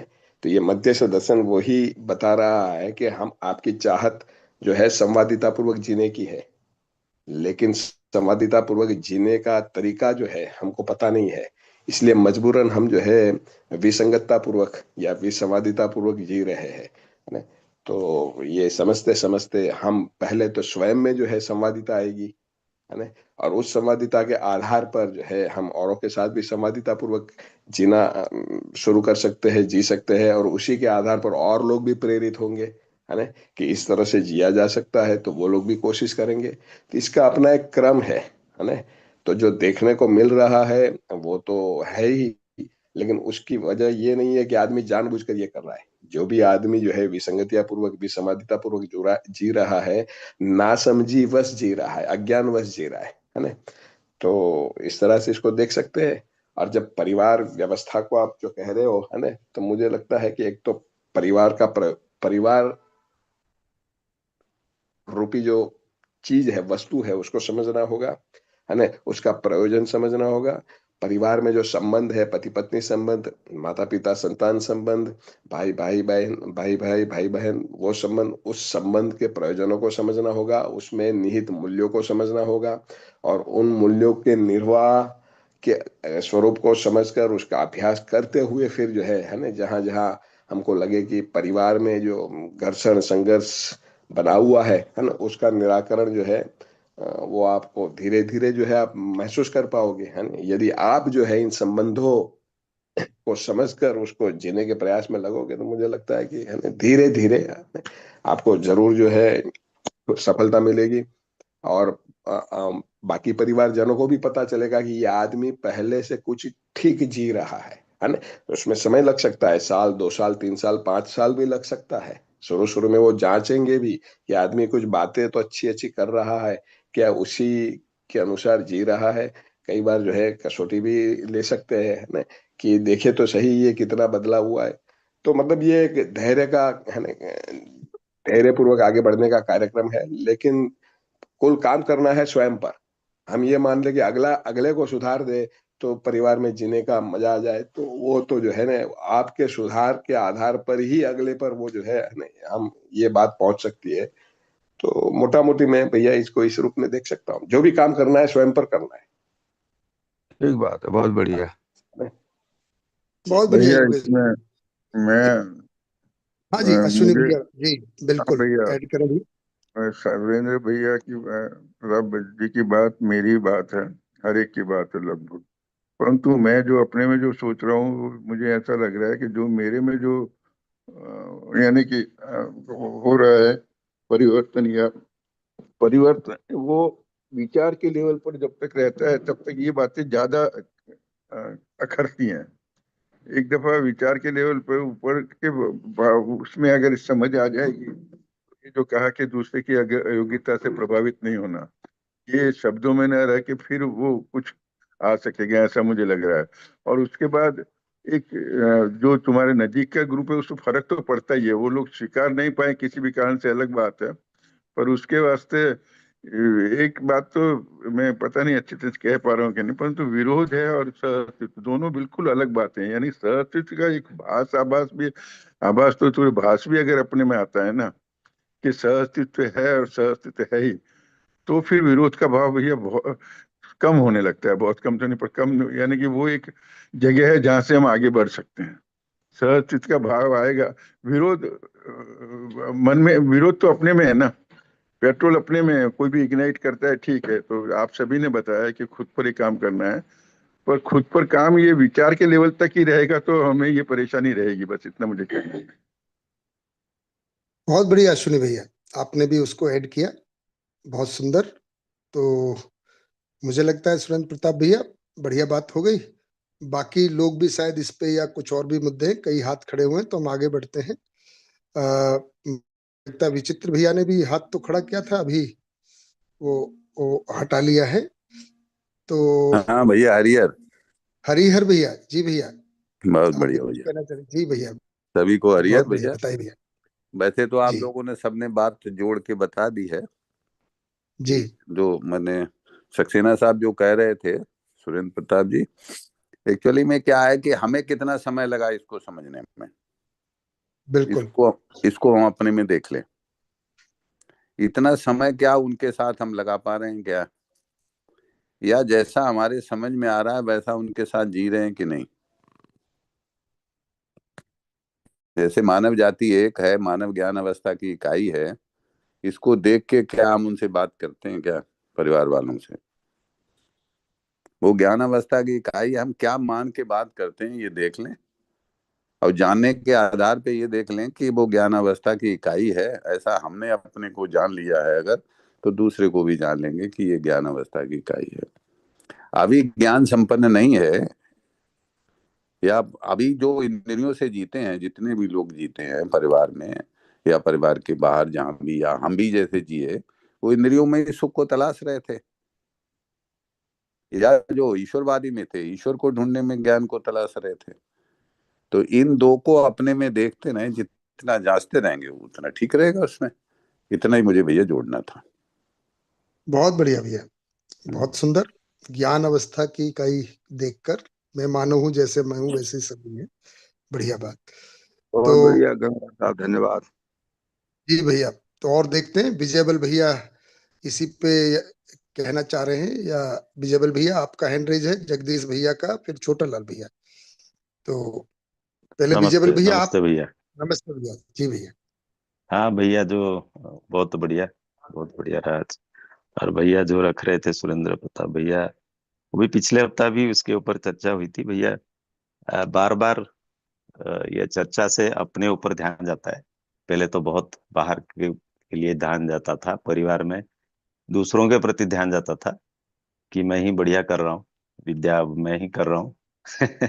तो फिर भैया धीरे धीरे ऐसा लग रहा है, अभी पता चल रहा है सूक्ष्म चीजों पे ध्यान जा रहा है परिवार में, कि बच्चों का व्यवहार से पता चल रहा है कि ये तो मेरा ही व्यवहार था, कहीं कहीं ना कहीं आ जाता है मेरे में भी। वो प्रतिक्रिया होने से कुछ गड़बड़ वाला गुस्सापन ये भी अभी भी है। तो ये मेरे को पिछले हफ्ता पकड़ में आया। तो सब बच्चे को डांट रहे हैं, मैं बोला नहीं नहीं, वो गलती उसका नहीं है, गलती तो मेरा है। मेरे को पकड़ में आया कि मैं कभी कभी ऐसा कर देता हूँ, इसलिए उसको भी हो गया है, वो सीख लिया है। तो उसने भी समझने के बाद उसने भी दुखी होकर सरी बोला कि सबको, कि नहीं मैं गलती किया हूँ, उसको तुरंत पकड़ में आता है। तो जो भैया योगेश भैया ने, तो अपने में वो बार बार बोलते हैं, सभी आप लोग बोलते बताते हैं, अपने में ध्यान जा रहा है और परिवार के अंदर ही ध्यान जा रहा है। मेरा मतलब प्रमाण परिवार के अंदर ही है, बच्चों के साथ है, पत्नी के साथ है। तो वो उसको छोड़ के फिर अभी बाहर में सोच नहीं पा रहा हूँ। तो यहाँ पे अगर ठीक नहीं हो रहा है तो मैं बाहर जाके क्या करूंगा? ऑफिस में जाके दोस्तों के सामने तो बता दूंगा, वो तो फिर अभिनय हो जाएगा, ऐसा मुझे लग रहा है भैया। तो इसके ऊपर और ज्यादा नहीं बोलूंगा। और ये भैया आया है आत्मा, ये तो परिवार में बच्चों बचपन से हम लोग जुड़ जाते हैं। तो जब अभी पता चल रहा है कि मैं अमर हूँ, ये बहुत बढ़िया बात है। तो पूरा हुआ नहीं है भैया, तो फिर भी क्योंकि जुड़े हुए हैं बहुत सारी चीजों में, अभेयता भी पूरा नहीं हुआ है। इसके ऊपर बार बार आप और यार भैया बताए हैं। पिछले हफ्ते एक दोस्त आया था बेंगलोर में, तो मिला, तो उसको कुछ हार्ट अटैक आया था 2 बार, तो स्टेम वगैरह लगा हुआ है। मगर मैंने देखा पहले जैसा नहीं है, वो रात को होटल में था तो सो भी नहीं पाया। मैं बोला क्यों? तो उसने बताया, मैं भी सुना था, बीच में फोन किया था। तो मतलब भय बहुत है। तो मैं उसको थोड़ा प्रयास किया समझाने का, क्योंकि मैं एकदम बेस्ट नहीं हूँ इसको समझाने के लिए, फिर आप लोगों को पूछ रहा हूँ। तो वो, मगर मैंने देखा कि भय में जी रहा है, क्योंकि वो रात को नहीं सो पाया, क्योंकि उसके आसपास कोई नहीं है। तो उसको डर है मेरे को कुछ हो जाएगा तो क्या होगा। तो अभी फिर पूछा और भी क्या क्या सब डर है। बोला नहीं, परिवार में बहुत सारे मेरे डिपेंडेंट हैं।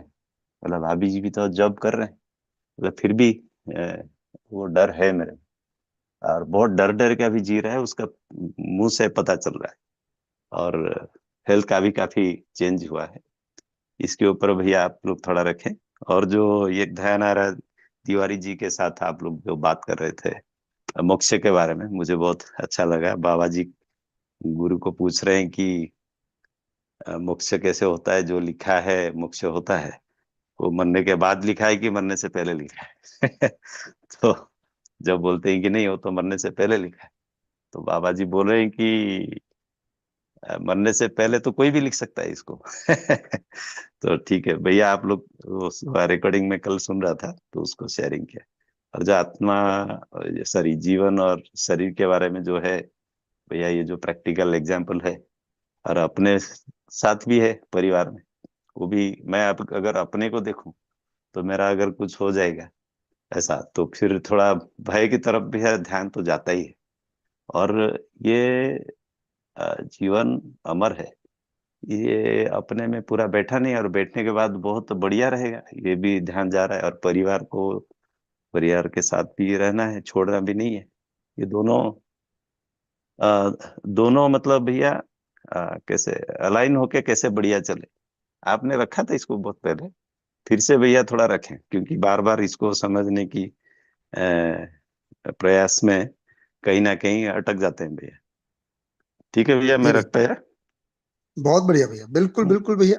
देखे तो बिल्कुल वैसे ही बात है हर बार।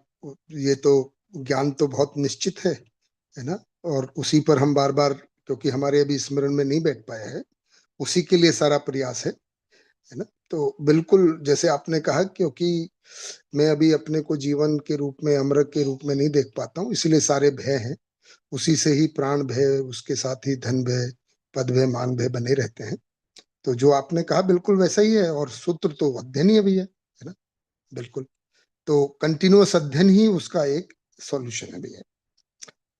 एक बार बाकी और लोगों से भी पूछ लेते हैं जो हैंड रेज हुए हैं, और अगर विजयबल भैया इस पे और कुछ बात की आवश्यकता होगी तो बी आर भैया और योगेश भैया और बाकी से भी पूछ लेंगे, है ना। जगदीश भैया, आपका हैंड रेज है। नमस्ते भैया, जगदीश भैया। जगदीश भैया का माइक ऑन हुआ है लेकिन आवाज नहीं आ रही है।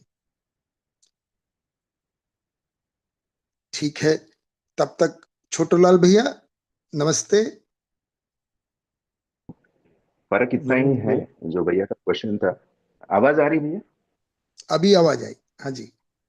हाँ, तो मैं इतना ही बता रहा था कि मैं भैया के क्वेश्चन से सहमत हूँ, आपका एक्सप्लेनेशन और बाकियों के विचार से भी सहमत हूँ। लेकिन भाई साहब को मेरा सीधा एक ही उत्तर बन रहा था, जो मुझ में भी वही व्याकुलता थी कि परिवार वालों को कैसे समझा दें या समझने में सहायता दें। तो इतना ही बात है कि भैया, हम जो पहले विद्या से रूबरू नहीं हुए हैं, और जब विद्या से रूबरू हुए हैं या विद्या से जो जो कुछ भी परिचय शिविर के माध्यम से या बिंदु के अध्ययन बिंदु के माध्यम से जो कुछ भी जितना कुछ भी सुनने को मिला है, उससे हमारी खुद की मूल्यांकन पहले कर ले भैया। क्योंकि बात तो बड़ी है, समझ आने में टाइम लग जाएगी। हम अपने से संतुष्ट हैं क्या, बाकियों को तो बाद में देख लेंगे। तो पहले अपने मूल्यांकन अगर करने की एक सोच आती है, तो वो थोड़ा हमें सांत्वना देती है कि हम भी खुश हो सकते हैं। ना कि किसी को खुश देख के खुश होंगे। तो वैसा मेरा समाधान अभी के लिए बन रहा है भैया। अगर कुछ गलती होगी तो माफ कर दीजिए। धन्यवाद। बढ़िया भैया, आपने भी वही कहा, स्वयं पे ही ध्यान देना है। जो बी आर भैया, योगेश भैया ने कहा, उसका प्रभाव फिर हमारे आचरण में आ जाए तो सब पे हो पाएगा, फिर हम दूसरों के सुखी होने में भी सहयोगी हो सकते हैं। छोटेलाल भैया, आपने माइक ऑन किया था पर फिर से। जी भैया, नमस्ते भैया। हाँ, नमस्ते भैया। जो सुरेंद्र भैया का प्रश्न था, सक्सेना भैया का, तो जी हमारे या तो आसपास में हम दूसरों की गलती तो काफी देख पाते हैं, या जी तो जो कमियां हैं, हमारी कमियां भी हमको कभी कभी दिख तो जाती ही है। जी और हमारी जो व्याकुलता है पूर्णता के लिए या तो जागृति के लिए, तो उसमें और जब अध्ययन में है तो पूरा हमारे सामने सर्वशुभ और सार्वभौम व्यवस्था की बात भी आती है। जीने में जाते हैं तो देखते हैं कि देखिए, अ, एक सामान्य उदाहरण है कि मेरे घर में 10 प्लास्टिक रोज आते हैं, न चाहते हुए भी। लोगों का जो व्यवहार है ये बदलता नहीं है, सालों सालों तक वो हमारे साथ में रहते हैं, हम भी रहते हैं, किंतु हमारे जो बचपन की जो ग्रंथियां हैं, या तो जो लाइफस्टाइल है, या तो जो हमारी जो सट जो छह हमारे आवेश हैं, उसमें से निकलना ये एक हरक्यूलियन टास्क है हमारे लिए और सबके लिए। तो हम भी मानव है, सामने वाला भी मानव है, तो सब हमारे सब मित्रों ने जो रखा वही भाव आता है कि हम बहुत धीरज से काम करें, बहुत ज़्यादा ऊंचा ख्याल न रखें अपने बारे में और औरों के बारे में, और फिर भी हम साथ साथ चलते हैं, उससे एक बहुत सुकून मिलता है। और आपने आज जो रखा सुरेंद्र भैया, बहुत अच्छी तरह से आज का सेशन की जो बातें हैं वो अच्छी लगी। अस्तु। धन्यवाद भैया, बहुत बढ़िया भैया, छोटूलाल भैया आपका विचार तो बहुत बढ़िया। मुझे लगता है जो सबके हैंड रेज थे वो तो पूरे हो गए हैं। किसी भैया और? मैं थोड़ा सा एक लाइन जोड़ूंगा। हाँ जी जो भैया, बिल्कुल छोटेलाल भैया बिल्कुल। ने रखा, मेरा एक ध्यान गया कि जी दूसरों का, और हम फिर अभी एक महेंद्र भैया का सुन रहा था, सोम भाई भी बार बार आप खुद के बारे में बोलो, वो मेरे ऊपर खुद के लिए बहुत ध्यान गया कि मेरा क्या हो रहा है, मुझे कितना दिन लग रहा है, और मेरा क्या क्या गलतियां हैं। वो भैया दिन भर परखने से वो मेरा भी लिस्ट बनता है अच्छा खासा। दूसरों का तो दूसरे वो कर लेंगे जब उनका भी क्रम है, जागृति क्रम है। आ, तो खुद के ऊपर बड़ा अच्छा ध्यान जा रहा है। ठीक है भैया, इतना रखो। बहुत बढ़िया विजय भैया, यही मुद्दा है कि हम अपने संस्कारों को देख पाए, अपनी मान्यताओं को देख पाए, है ना। और उनमें परिवर्तन हो पाएगा तो विचार बदलेगा, फिर व्यवहार भी बदलता है धीरे धीरे। बहुत सुंदर। राजकुमार भैया नमस्ते। राजकुमार भैया का भैया हैंड रेज हुआ। जी। और कोई बीच में आवाज आ रही है भैया? किन की आ रही है? मैं देख नहीं पा रहा हूँ माइक। मुझे एक वाक्य मुझे भी कहना था। विजय बल भैया ने जो कहा ना, परिवार में और भय और इस तरह जी से सुनी याद। भैया, हाँ जी हाँ जी। हाँ, तो मेरा यानी कि मैं यही तर्क की दृष्टि से अगर देखा जाए, जीवन और शरीर अलग है और जीवन अमर है। जीवन अमर है तो दोबारा जन्म लेते ही वो कहाँ लेगा पता नहीं, यानी कि विश्व ही अपना परिवार बन जाता है अगर उस तरह से देखें तो एक तरह का समत्व भाव या समभाव आता ही है कि ये जो परिवार है, हो सकता है 10-20 साल बाद मेरा कोई दूसरा परिवार हो, तीसरा, यानी किसी से भी संबंध बनेगा। तो हर एक के साथ में फिर वो जुड़ाव सा थोड़ा सा लगने लगता है। तो ये एक बात स्थिर होगी कि जीवन अमर है और वो निरंतर है, यानी कि वो रहता ही रहेगा कहीं ना कहीं जन्म। तो हर एक के वास्ते इस तरह से यानी कि एक संभाव सा मन में आएगा, और अपने परिवार के प्रति ही जो जितना वो लगाव या जो मोह का रूप है वो थोड़ा कम हो गया, ऐसा मुझे लग रहा है। बहुत बढ़िया अश्विनी भैया, अपने जीवन अमृत का जो उसका उससे क्या इम्प्लीकेशन है ना, कैसा उसका अपने में भाव बने, बहुत सुंदर उदाहरण दिया। सुंदर भैया। राजकुमार भैया आपका हैंड रेज हुआ, और किधर है राजकुमार जी भैया का? जी। नमस्ते भैया। जी जी भैया, नमस्ते सभी को भैया। जी भैया। जी भैया, एक तो विजय भैया, भैया जो बात बोल रहे थे कि जो परिवार में पहले जीना है, तो भैया मेरे को साथ साथ में भैया ऐसा लगता है कि परिवार में तो जीना ही है, लेकिन परिवार वालों को संतुष्ट करके उसके बाद ही मैं बाहर निकलूंगा। कुछ शायद ऐसा कुछ आशय आ रहा था विजय बल भैया का कि, तो मेरे को लगता है भैया, मतलब हमको परिवार वालों के साथ स्वयं को जांचना है कि मैं उनके साथ कितना जी पा रहा हूँ, और मैं कितना तृप्त होके मैं मतलब उनके सारे हाव भावों से मैं कितना अपने आप को प्रभावित और अप्रभावित पा रहा हूँ। और उसके बाद मतलब वो परिवार के जितने भी बाकी सदस्य हैं वो अपनी समझ के साथ तृप्त होंगे। एक तो मेरे को ऐसा लग रहा था भैया। और एक अभी जो एक दूसरी और भी बात आ रही थी कि हमको जैसे बाकी बाहर की गलतियां दिखती है, तो हमको स्वयं की गलतियां ही देखना है। तो भैया एक मेरे को थोड़ा सा बहुत अच्छा एक ये बैठा अभी कि यदि मैं किसी की गलतियां देखने में स्वयं को यदि सक्षम पा रहा हूँ, तो मेरे अंदर तो कम से कम ये बात तय हो जाए, या मेरे अंदर ये प्रण हो जाए कि वो गलती को मैं तो न दोहराऊं। यदि मैं उस बात को गलती मान रहा हूं, तो मैं उस गलती को न करूं, ये कम से कम मेरे अंदर एकदम प्रण हो जाए। ये एक मेरे को बात थोड़ी सी बैठी थी भैया। जी भैया, राजकुमार भैया, मुझे इस पे एक बात ध्यान जा रही है कि अगर हम, जी ये बात तो ठीक है कि दूसरों की गलतियां अभी देखती हैं, परंतु जो जी अभ्यास करने का बाबा जी ने सूत्र दिया है, वो तो कर्म दर्शन में आया है कि पर गुण गणना से स्वय दुर्गुणों का नाश होता है। अगर हमको जी देखने का ही अभ्यास करना है, तो हम दूसरों के जी अगर गुणों को देख पाए, अच्छाइयों को देख पाए, तो वो अच्छाइयां मुझ में जी आएंगी। है ना भैया, अभ्यास तो अच्छाइयों को ही जी देखने का करना है, और फिर जी वही सम्मान का अभ्यास है ना। तो इसको भी जो विजयबल भैया, जगदीश भैया सब कह रहे हैं कि देखिए, जी कई बार क्या होता है कि ठीक बात है, दूसरों की कमियां दिखती हैं, क्योंकि अभी अपने को छिद्रान्वेषण का अभ्यास है।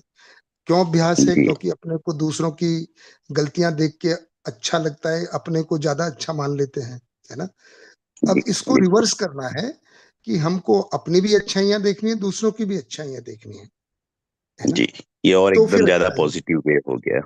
जी भैया, जी भैया।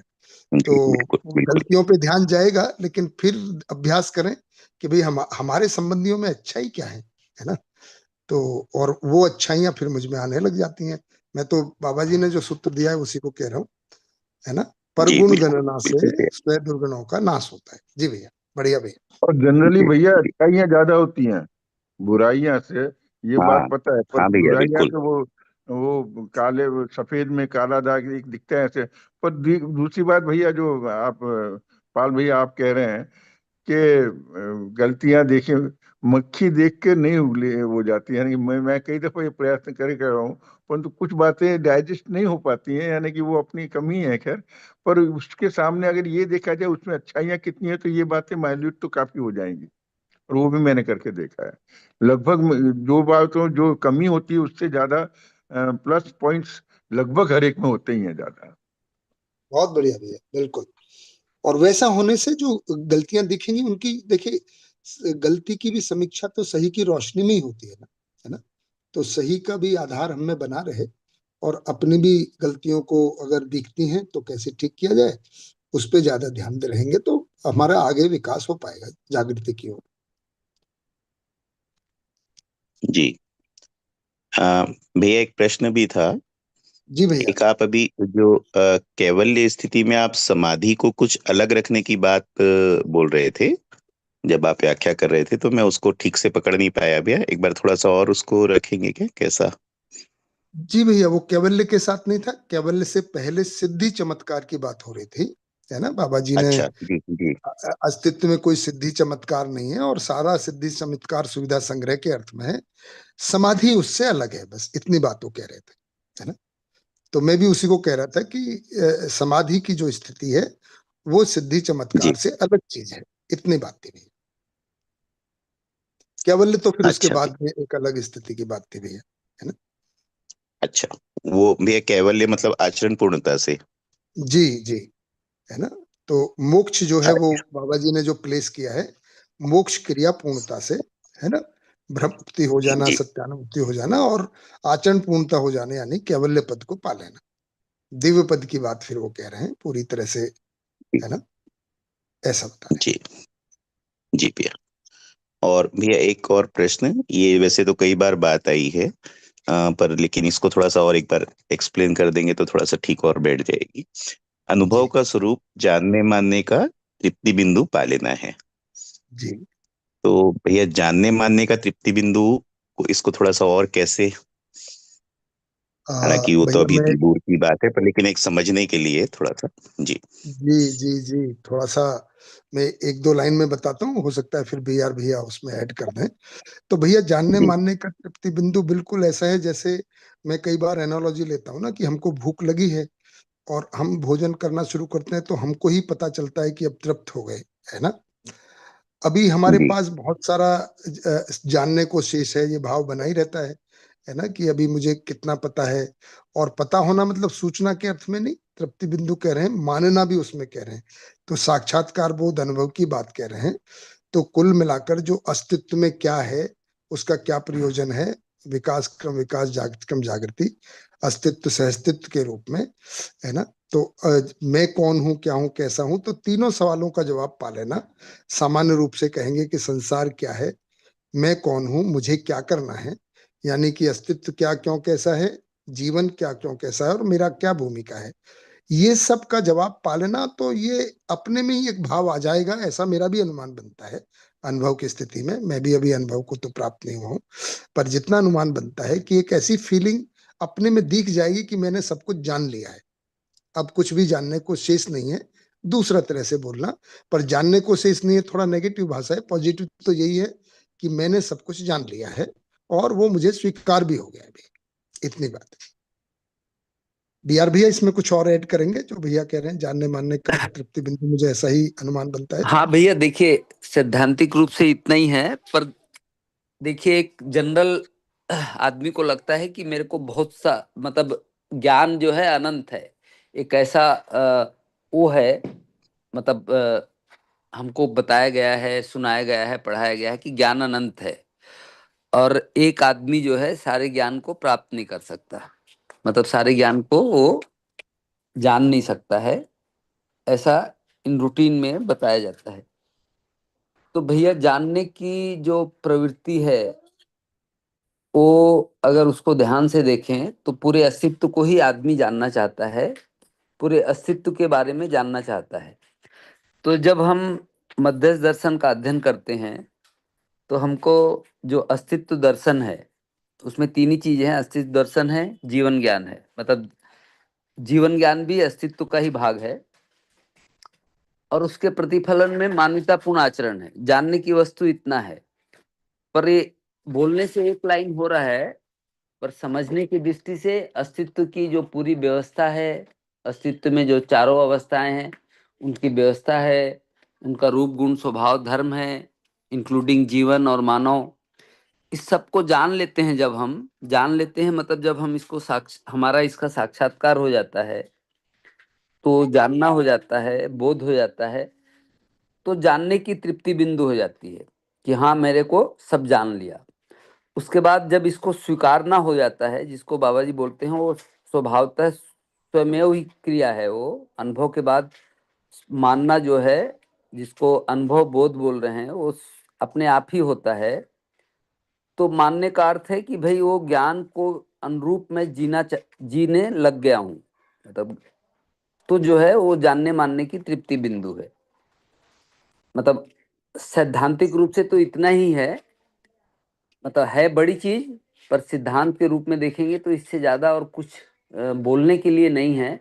उसके बाद तो समझने और जानने और मानने के लिए ही है बाकी चीजें, जितना तो जितना हम भैया जानते इसमें रहे। जी, तो भैया इसमें कुछ भ्रम की भी स्थिति हो सकती है नहीं, कि अगर एक जान लिया कंप्लीट, जो, नहीं कंप्लीट हो जी गया जैसे उसके जो बाद जान भ्रम। लिया, जैसे जब कंप्लीट नहीं, जैसे मान लीजिए जब वो ऐसा लगा कि पूरा जान लिया हूं, तो ऐसा कुछ भ्रम की भी स्थिति बन सकती है भैया? नहीं भ्रम की स्थिति भैया, जब उनका जान लिया हूं मतलब अनुभव हो गया, उसके बाद भ्रम कहाँ से रहेगा? भ्रम तो अनुभव से पहले ही दूर हो जाता है, तभी अनुभव होता हाँ है। नहीं, उसके उसके पहले पहले की स्थिति बोल रहा हूँ भैया कि मैंने मतलब जान नहीं पाया हूँ और उसके पहले मान लिया कि मैं जान लिया हूँ करके, ऐसा मैं थोड़ा सा, नहीं उसमें वो भी तो, कुछ स्थिति बनती होगी? नहीं वो तो जानना मानना नहीं, ऐसा नहीं बनना चाहिए। देखिए अच्छा जी, जानने का मतलब है अनुभव होना, तो अनुभव मेरे को हुआ कि नहीं है मेरे को समझ में आता ही है। हम मेरे को जीने अच्छा में जो अनुभव की समस्याएं, स्थिति में ही जानना बोल रहे हैं, जी जी हाँ, जी जी, ठीक है ठीक है और ठीक, जी जी जी, अनुभव से पहले अब ठीक हुआ, जीने में जो मेरे को जगह जगह समस्याएं आती हैं, या मैं जैसा जी चाहता हूँ वैसा जी नहीं पाता हूँ, है ना, जैसा सोचना जी चाहता हूँ वैसा सोच नहीं पाता हूँ, तो ये सब आता है, तो इसका मतलब है कि मेरे को जानना नहीं हुआ है, अपने आप समझ में आता है ना। और जब जी जानना समझ में आ जाएगा, अनुभव हो जाएगा, तो मेरे को समझ में आएगा कि हाँ मेरा जानना हो गया, मानना हो गया। तो वो आनंद की स्थिति है ना, वो अपने आप ही पता चलेगा। मतलब वो कोई, अभी हम ऐसा मान लें कि भ्रम भी हो सकता है उस टाइम में, नहीं, भ्रम संभव ही नहीं जी है। जी, हाँ अभी कुछ बोलने की स्थिति भी नहीं है हमारी, हाँ, जी जी ठीक है भैया। जी जी भैया, बढ़िया भैया। तो राजा भैया जो जी बीआर आप कह रहे हैं ना, उससे पहले अगर अनुभव से पहले मैं जान लेता हूँ, वही अहंकार है, अभिमान है ना। और जी उसमें मुझ में वो तृप्ति तो नहीं रहेगी, मुझे भी पता रहेगा कि मैं बोल तो रहा हूँ कि मैं सब कुछ जानता हूँ, परंतु उसका प्रमाण नहीं मिल पाएगा। एक तो मैं जीने में समाधान नहीं होगा, समस्या आएंगी, और दूसरों को बता नहीं पाऊंगा। जो अनुभव प्रमाण की बात कह रहे हैं बाबा जी, तो वो पता चल जाएगा, है ना। तो मेरा भ्रम जी थोड़े कुछ दिनों में दूर होगा ही, अगर मैं अनुभव से पहले मान लेता हूँ कि सब कुछ जान लिया, मान लिया, ऐसा भैया ने बोला है ना। जी। भैया एक प्रश्न थोड़ा सा और था। जी भैया। जैसे प्राण भय और मान भय, जैसे भैया मेरे को लगता है कि मतलब मान भय भैया आपका आवाज गया राजा भैया। हाँ जी, सॉरी सॉरी, फोन आ गया था भैया जी। कोई बात नहीं। हाँ जी भैया जी। भैया जैसे प्राण भय और जैसे मान भय में धन भय और पद भय दोनों आ गया, मेरे को ऐसा लगता है भैया, मोटे रूप में देखें तो जैसे प्राण भय और मान भय में कौन सा ज्यादा हावी रहता है भैया, ऐसा कुछ पकड़ में आता है कि या दोनों रहता है भैया, कैसा लगता है? भैया मुझे तो ऐसा लगता है कि जब तक मैं स्वयं को शरीर मानता हूँ तो मूल में तो जी प्राण भय ही हो गया, क्योंकि, है ना। और उसी के साथ में धन भय और पद भय बना रहता है। और क्योंकि मैं अपने को मानता हूँ, अपना जो अभिमान वाला चीज है, तो अपना अधिमूल्यन किए रहता हूँ या अवमूल्यन, तो उसमें मान भय भी बना रहता है।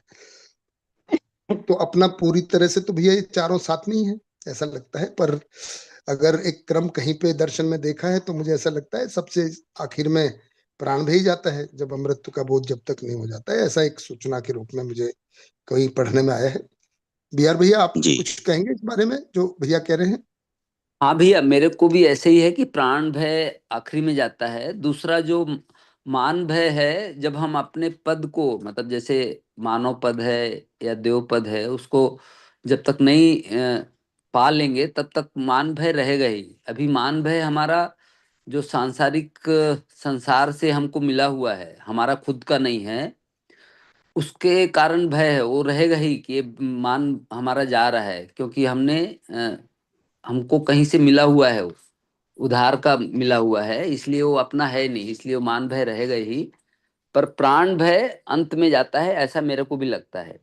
मतलब ऐसा मेरी भी स्वीकृति है कि सारे भयों के बाद में जब जीवन ज्ञान हो जाता है तो प्राण भय से मुक्त होते हैं। जी भैया, ये काफी ठीक हुआ अभी आपके बताने से कि मान भय मतलब वो स्वयं का मान अभी नहीं है मेरे पास, स्वयं का सम्मान नहीं है, इसलिए मेरा मान भय बना हुआ है। दूसरों से बाहर से पाने का वो लालसा बनी हुई है, या मतलब जो भी थोड़ी बहुत अ, कि बाहर से मिलेगा तो ही मैं उसको सम्मान मान रहा हूँ, नहीं तो फिर नहीं मान रहा हूँ। ये मेरी ही कमजोरी है। जी, काफी ठीक हुआ भैया, बहुत बहुत धन्यवाद। बढ़िया भैया, बहुत बढ़िया। तो बिहार भैया मुझे लगता है कि चर्चा भी पर्याप्त हो गई है, जी और भैया। हैंड भी नहीं है तो आज पूरा कर लेते हैं भैया। हाँ भैया, बिल्कुल आज पूरा कर लेते हैं। जी भैया सब बहुत ही बढ़िया। तो सभी का भैया आभार, धन्यवाद भैया, भैया, है ना। बिल्कुल, आप सबका कुछ कह रहे थे धन्यवाद भैया भी। भैया? नहीं भैया, हाँ भैया। बिल्कुल अच्छा। बिल्कुल, तो सबको बढ़िया भैया। धन्यवाद, जी सबको नमस्कार। नमस्कार। जी, सभी को नमस्ते। इस क्रम को बनाए रखते हैं, मिलते रहते हैं। बहुत सुंदर। बहुत बहुत धन्यवाद भैया सभी का। सभी का धन्यवाद। नमस्ते। हरिहर हरिहर। हरि हर।